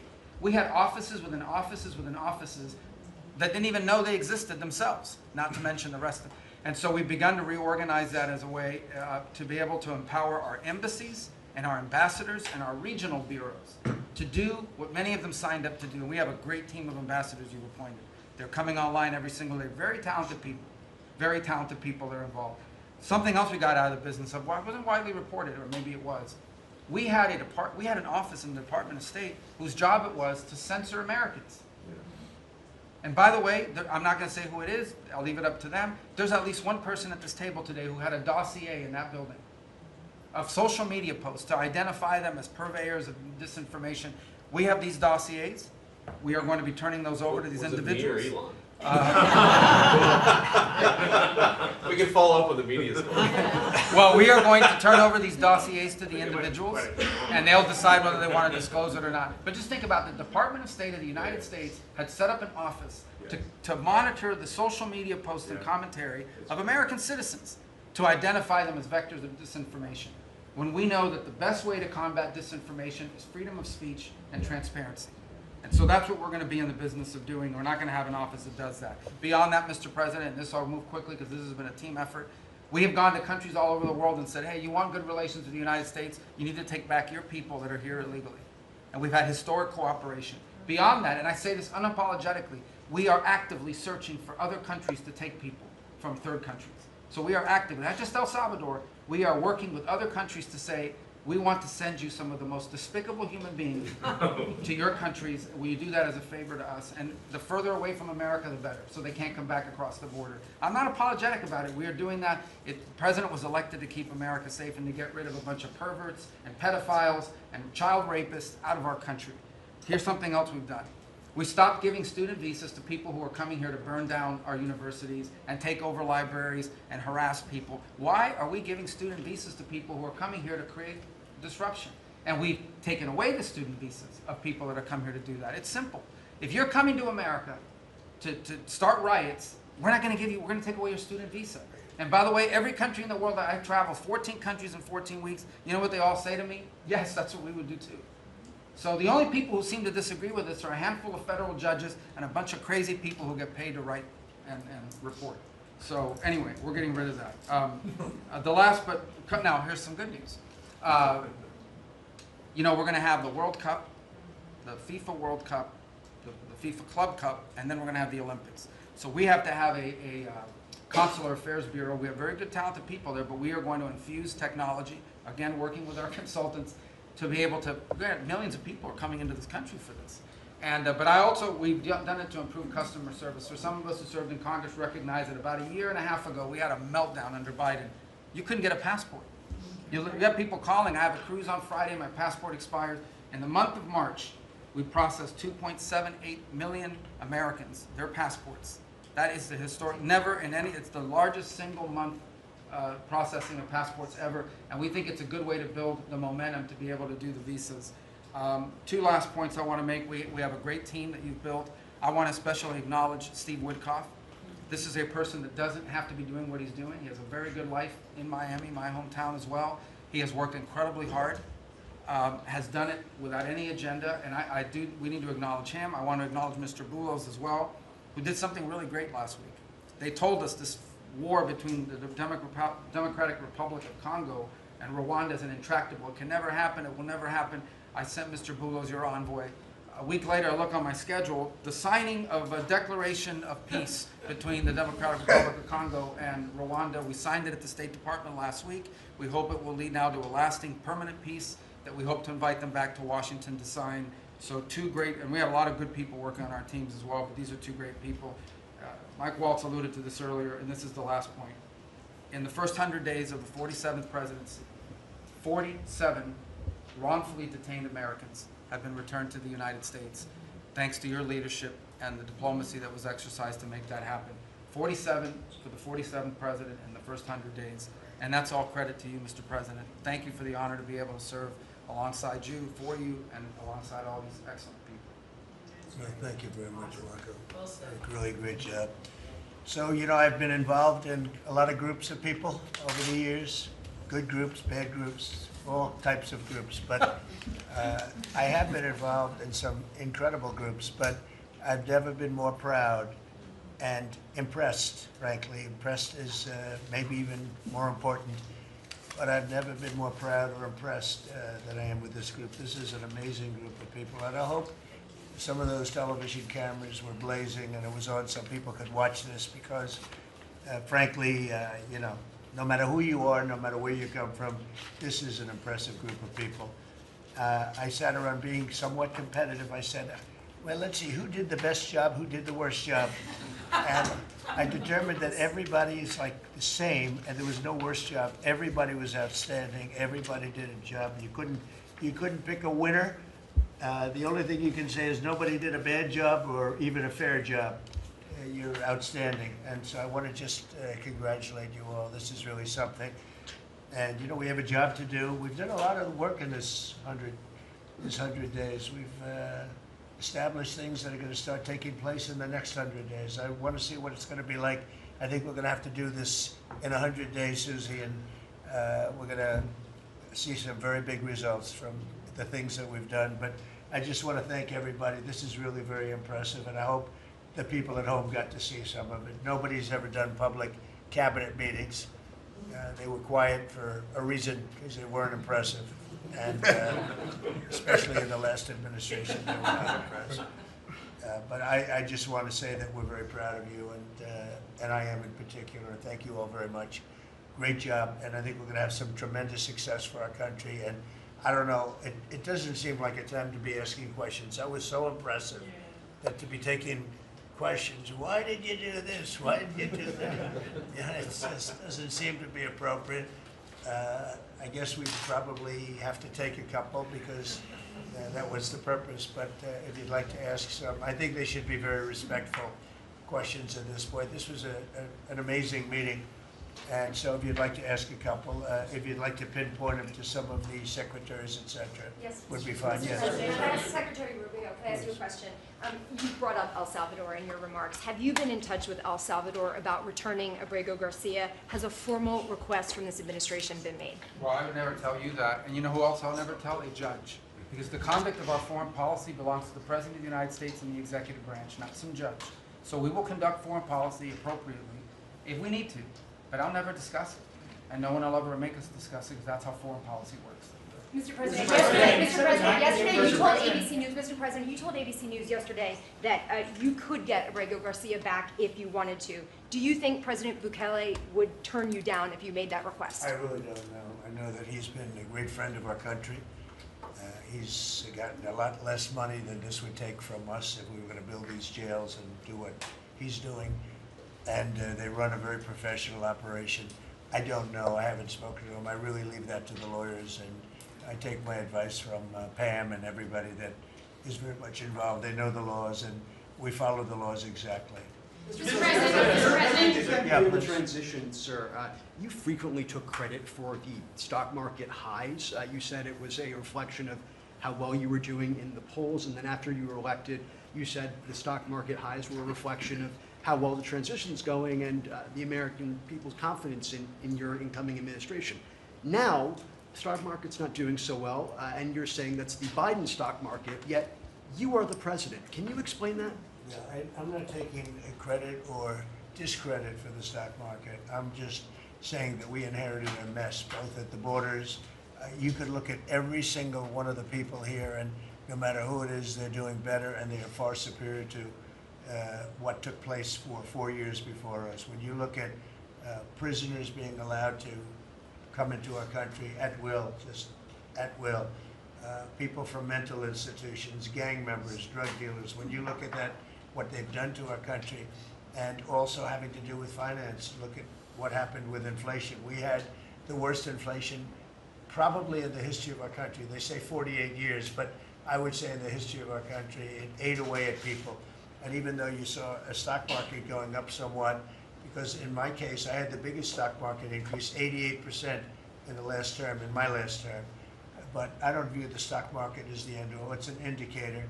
But what the stock market really tells you, and when you look at the stock market in this case, is it says how bad a situation we inherited.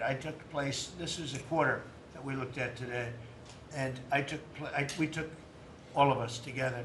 We came in on January 20th. So this is Biden. And you could even say the next quarter is sort of Biden, because it doesn't just happen on a daily or an hourly basis. But we're turning it around. It's a big ship to turn around, and we're going to have the greatest country financially in the history of the world, I believe. I think we're going to do things and we had to do it. We reset the table. We were being ripped off by every single country, with just about, without exception.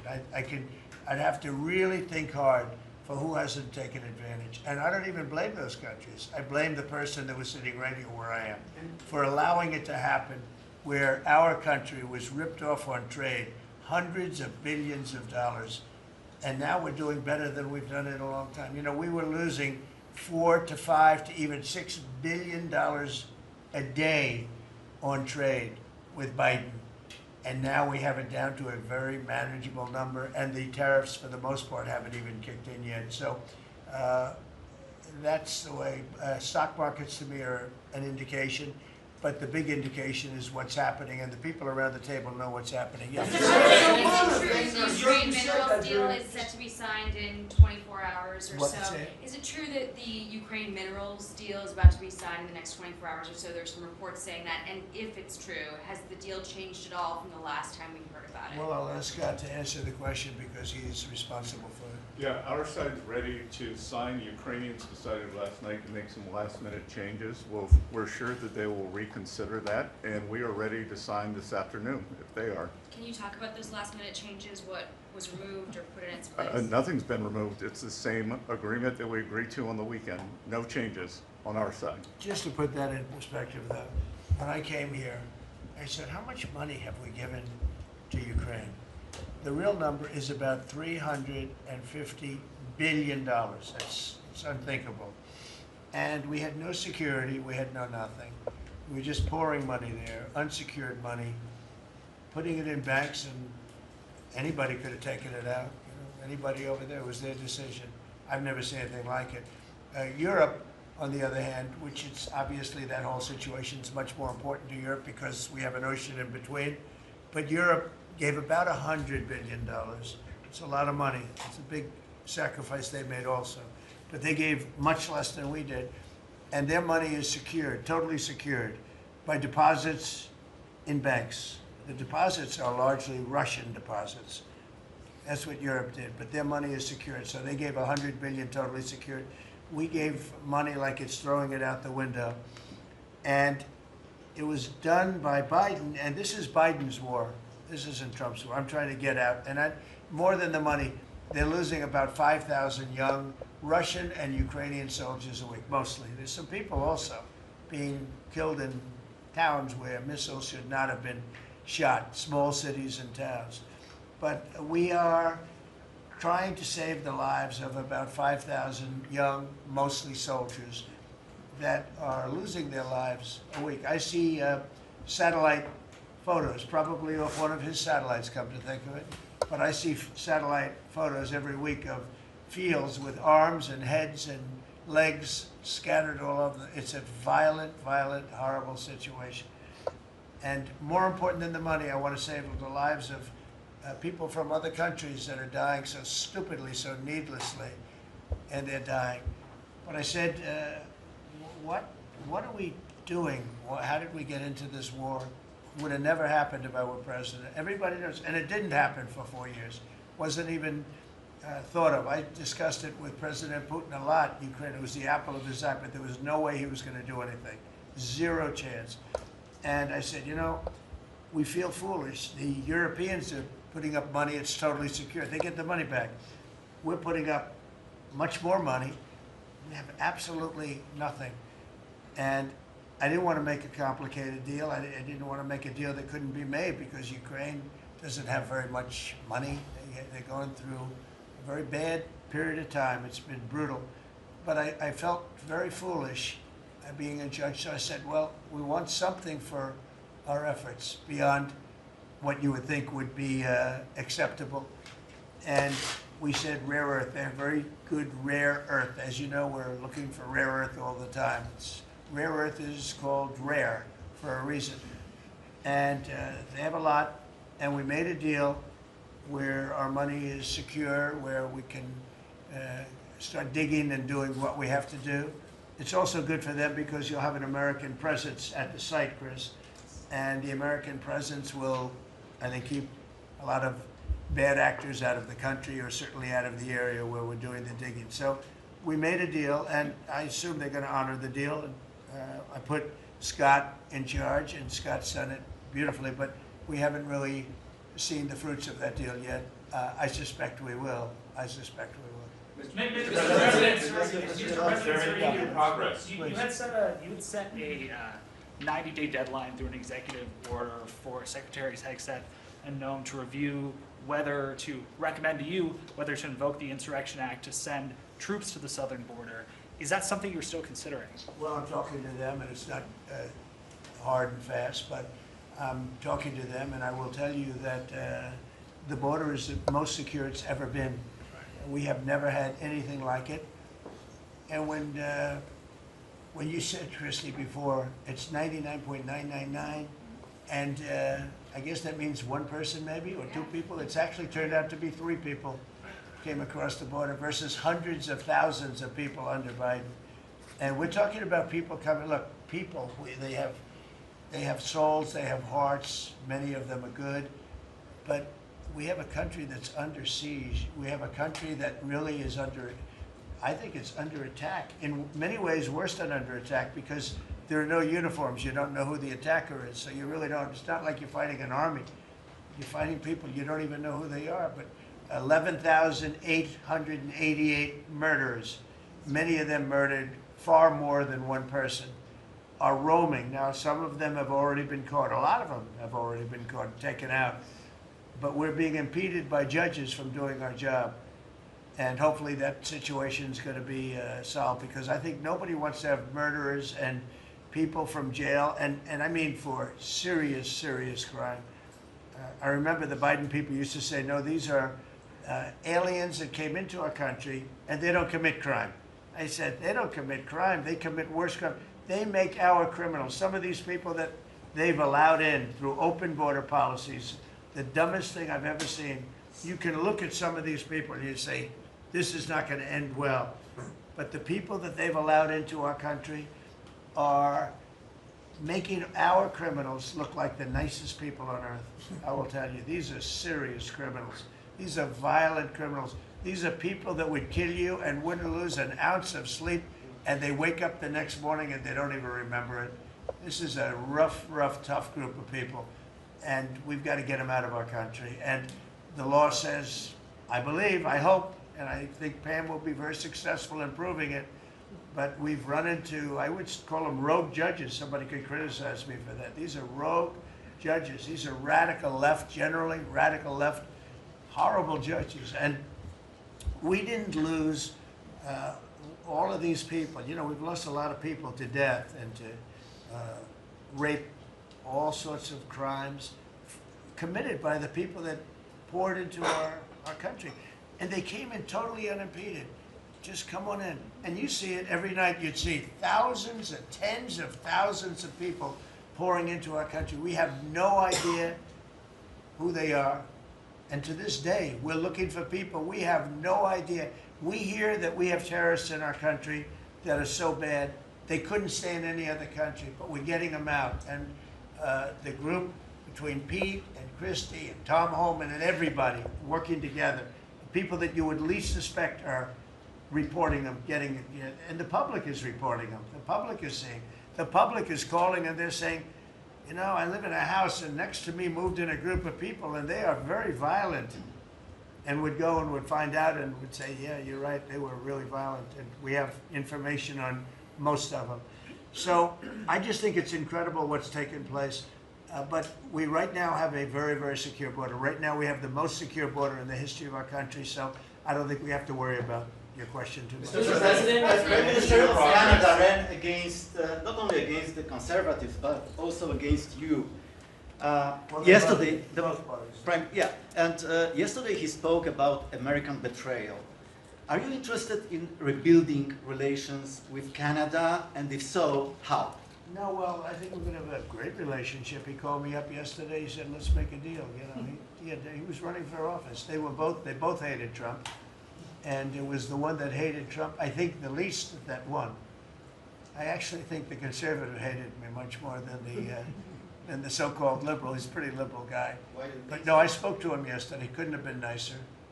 And I congratulated him. You know, it was a very mixed signal, because it's almost even, which makes it very complicated for the country.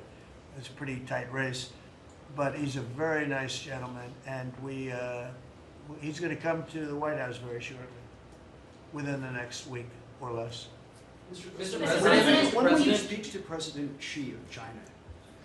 That'll happen. I mean, look, right now, and I told you before, they're having tremendous difficulty because their factories are not doing business.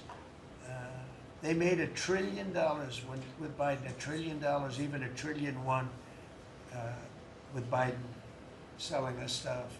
Much of it we don't need. You know, somebody said, oh, the shelves are going to be open. Well, maybe the children will have $2 instead of $30, you know? And maybe the $2 will cost a couple of bucks more than they would normally. But we're not talking about something that we have to go out of our way. They have ships that are loaded up with stuff, much of which, not all of it, but much of which we don't need. And we have to make a fair deal. We've been ripped off by every country in the world, but China, I would say, is the leading one, the leading candidate for the chief ripper offer. There has never been a country that's been ripped off more than the United States of America under some of the dumbest leadership. And it usually starts with the president. And you can go back, and I'm not just talking about Biden. It's been the worst. I mean, the trade deficits and everything else, he's been the worst.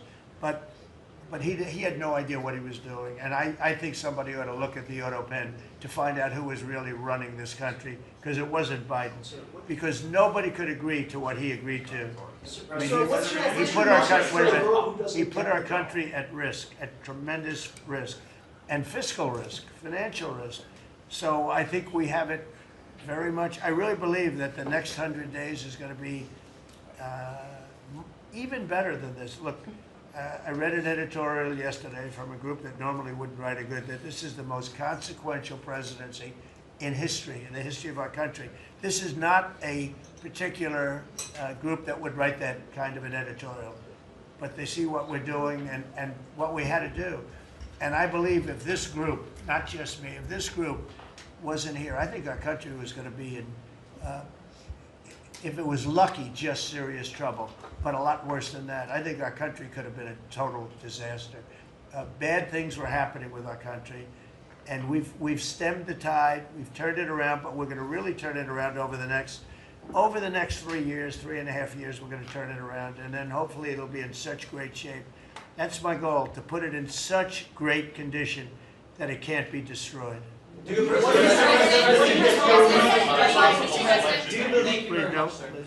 You mentioned this last night in your speech in Macomb, but we're facing an unprecedented situation where there's a lot of abuses of nationwide injunctions, sort of seemingly designed to curtail your power, specifically when it comes to deporting these illegal, violent aliens that came in under the previous administration. Yeah. Have you spoken to your team about ways to mitigate this and continue to deliver for the American people on that aspect? There are ways to mitigate it, and there's some very strong ways. There's one way that's been used by 3 very highly respected presidents, but we hope we don't have to go that route. But there is one way that has been used very successfully by 3 presidents, all highly respected, and hopefully we don't have to go that way. But there are ways of mitigating that. I want to thank you all very much. I thought this was an incredible cabinet meeting. I think there's probably has never been a cabinet meeting like this, and you've never seen it on tape, that I can tell you. And I want to just congratulate everybody at the table, but we have a lot of work to do, but we're off to a great start. Thank you very much, everybody. Do you enjoy, Mr. President, taking the White House back second time? Thank you, How's your life here? Thank you, everybody. I'm working hard. I like my life. I'm working hard, but I like it because we're doing a lot of good for a lot of people. Thank you very much. Thank you. Thank you, everybody. Thank you, sir.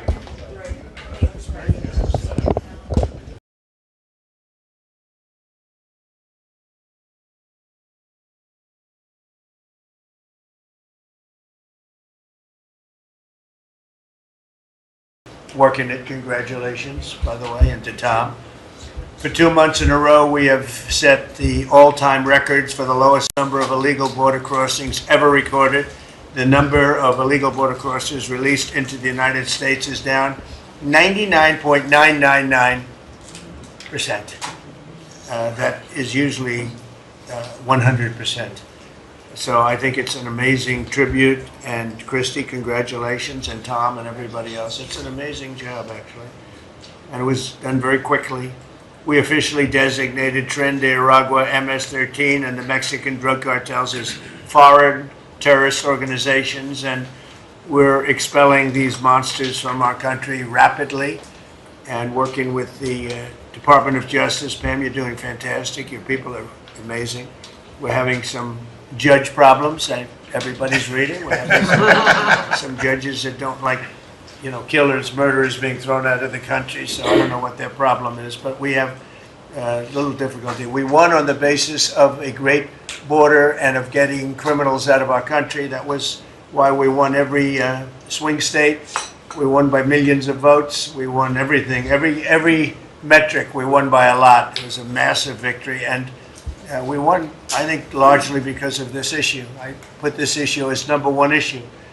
And they don't want us to do what we're supposed to do. And I don't think that can be. I hope the Supreme Court is going to fully understand what's going on.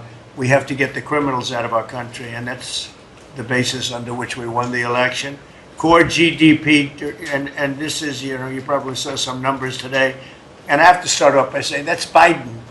That's not Trump, because we came in on January, this is the quarterly numbers, and we came in and I was very against everything that Biden was doing in terms of the economy, destroying our country in so many ways, not only at the border was more obvious, but we took over his mess in so many different ways. Core GDP, removing distortions from imports, inventories, and government spending, was up plus 3% when you add it.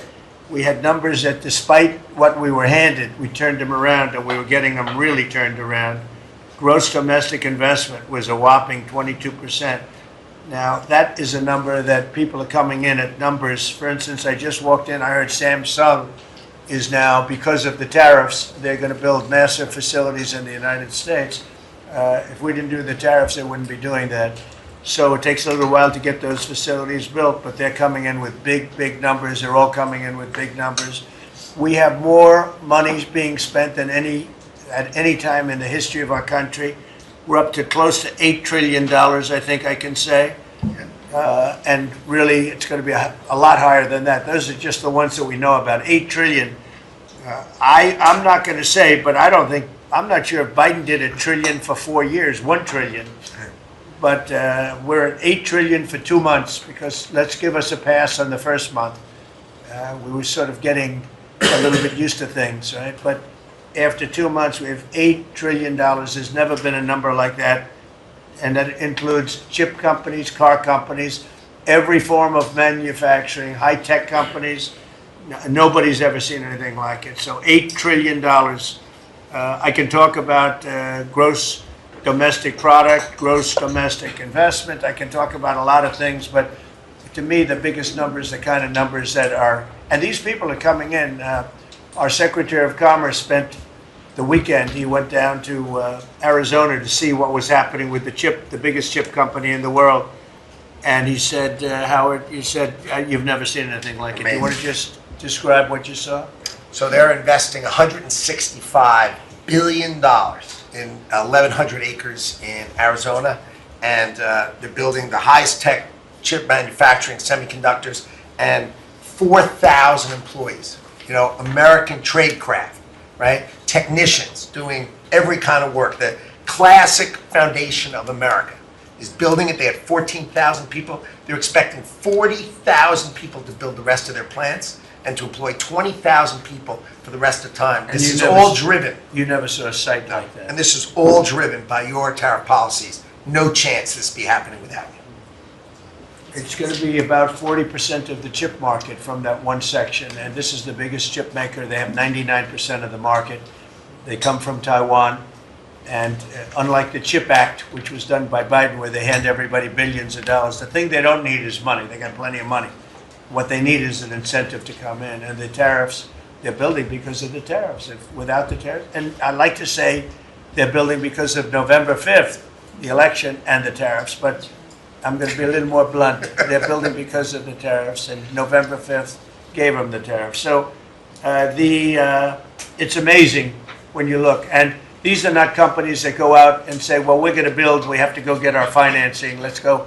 Like we would, in New York, everybody would look, you get a building site, and then you'd look around for money, you'd look around for financing for 6 months, you'd get your financing. you'd build your building, the market would be good, you'd make money, the market would be bad, it wouldn't be so pretty, you'd have to negotiate, blah, blah, blah. This is different. These people have so much money, they don't know what to do. I asked Howard, did they finance it? No, they do it through cash. And they say that site, and they just started, they just announced it like a month ago, and they've already started. He said, I've never seen a site like it, so big. So, you're talking about essentially a $50 billion building. Now, if you build a warehouse for $50 million, that's a big warehouse, Scott. But a $50 billion building, that's a lot. They're building the electric, they've become a utility. And I'm giving them the right to become. They're going to build their own electric, they're going to build their own electricity, which they need tremendous amounts of electricity. They're going to build it themselves. Anything they have left over, they'll hook that into the grid. But the grid is old and they're unreliable and bad things can happen to grids. I said, if you want, you can hook into the grid, but that's a little bit risky. Or you can build your own electricity and become your own utility. And they, I think in all cases, are deciding to do that. So it's very exciting, and we have a lot of things going. We took over on January 20th. These are quarterly reports. We took over on January 20th. The tariffs haven't kicked in yet. I know that, and I don't want this to happen, but I know that China is doing very poorly right now. I just saw some reports coming out, and I don't want that to happen to China. I like the president a lot, President Xi. I don't want it to happen. I was actually saddened to hear it, but they are getting absolutely hammered in China. And, they're sending boats, the biggest boats in the world, carrying cargo like nobody's ever seen before. These are the biggest boats in the world, biggest cargo ships in the world. And they're coming and they're turning around in the Pacific Ocean.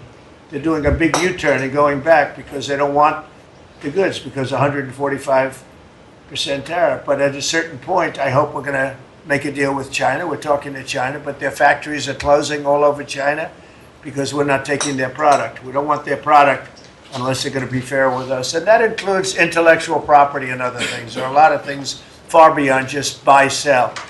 So we'll see what happens. But, I was not, because somebody said, well, were you happy? I said, I am not happy. I want China to do well. I want every country to do well. But they have to treat us fairly also. So with that, I think we're going to maybe go around, and we have some letters where the secretaries and people around the table are making statements about how they're doing and what's happening. And I could start with Pete on the left, because he's my least controversial person at the No, they don't know how good he is. So we'll go around the table and you can hear it. And these are cabinet meetings where they're very open and transparent. And I can guarantee you Biden didn't do this. He didn't do this. Go ahead, Pete. Well, Mr. President, I think we're controversial because we're over the target. And like so many things, Mr. President, you inherited a demoralized military that couldn't recruit, that was perceived as weak after what happened in Afghanistan and elsewhere because of Joe Biden. And what we have seen since your election and the inauguration has been nothing short of a recruiting renaissance. Decades, it hasn't been decades since we've seen this kind of recruiting in the Army, the Navy, the Marine Corps, the Air Force. The men and women of America want to join the United States military led by President Donald Trump. And the police, by the way. Absolutely. And fire. I always mention the fire, but the police and fire, likewise they have waiting lists now, and 6 months ago was a disaster. Truly historic. We can barely absorb the volume and retention as well. Men and women in the military who don't want to get out now that they have a real commander-in-chief. We're reinforcing standards. We're going to be fit, not fat, in our formations. We welcome back all the folks that were forced out because of the COVID mandate. We've ripped wokeness out of the military, sir, DEI, trans, and it's Fort Benning and Fort Bragg again at the DOD. We're rebuilding the military, sir. The Golden Dome is well underway. F-47, reassuring allies and deterring enemies. We found nearly $6 billion in DOGE savings that we're going to reinvest, including $50 billion from the Biden administration focused on things like climate that have nothing to do with lethality and warfighting. And we will have, as you said, sir, the first $1 trillion budget that we plan to spend wisely on behalf of our warfighters. From day one, sir, we've helped get 100% operational control of the border. coming alongside DHS and CBP. We've got 11,000 troops on the border who now, because of the new national defense area, sir, can help detain illegals at the border and hand them over to CBP. It used to be if you saw camouflage on the border, they could hold binoculars, and that's it. And now we can detain and assist, and we're going to get 100% operational control of that border. Our NATO allies know they have to step up. The Houthis in the Middle East are feeling the weight of American power, and we're deterring communist China. So because of your leadership, sir, I believe we're making the military great again. And I thank you. Thank you very much. Thank you, Peter. Howard?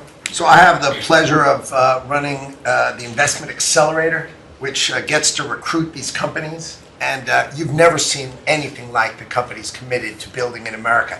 Technology companies have committed over $2.5 trillion to build in America based on your tariffs, right? Sovereign countries all backing, the whole Middle East and all these countries backing their sovereign wealth funds. They all want to invest in America, and they're coming in, again, over $3 trillion committed.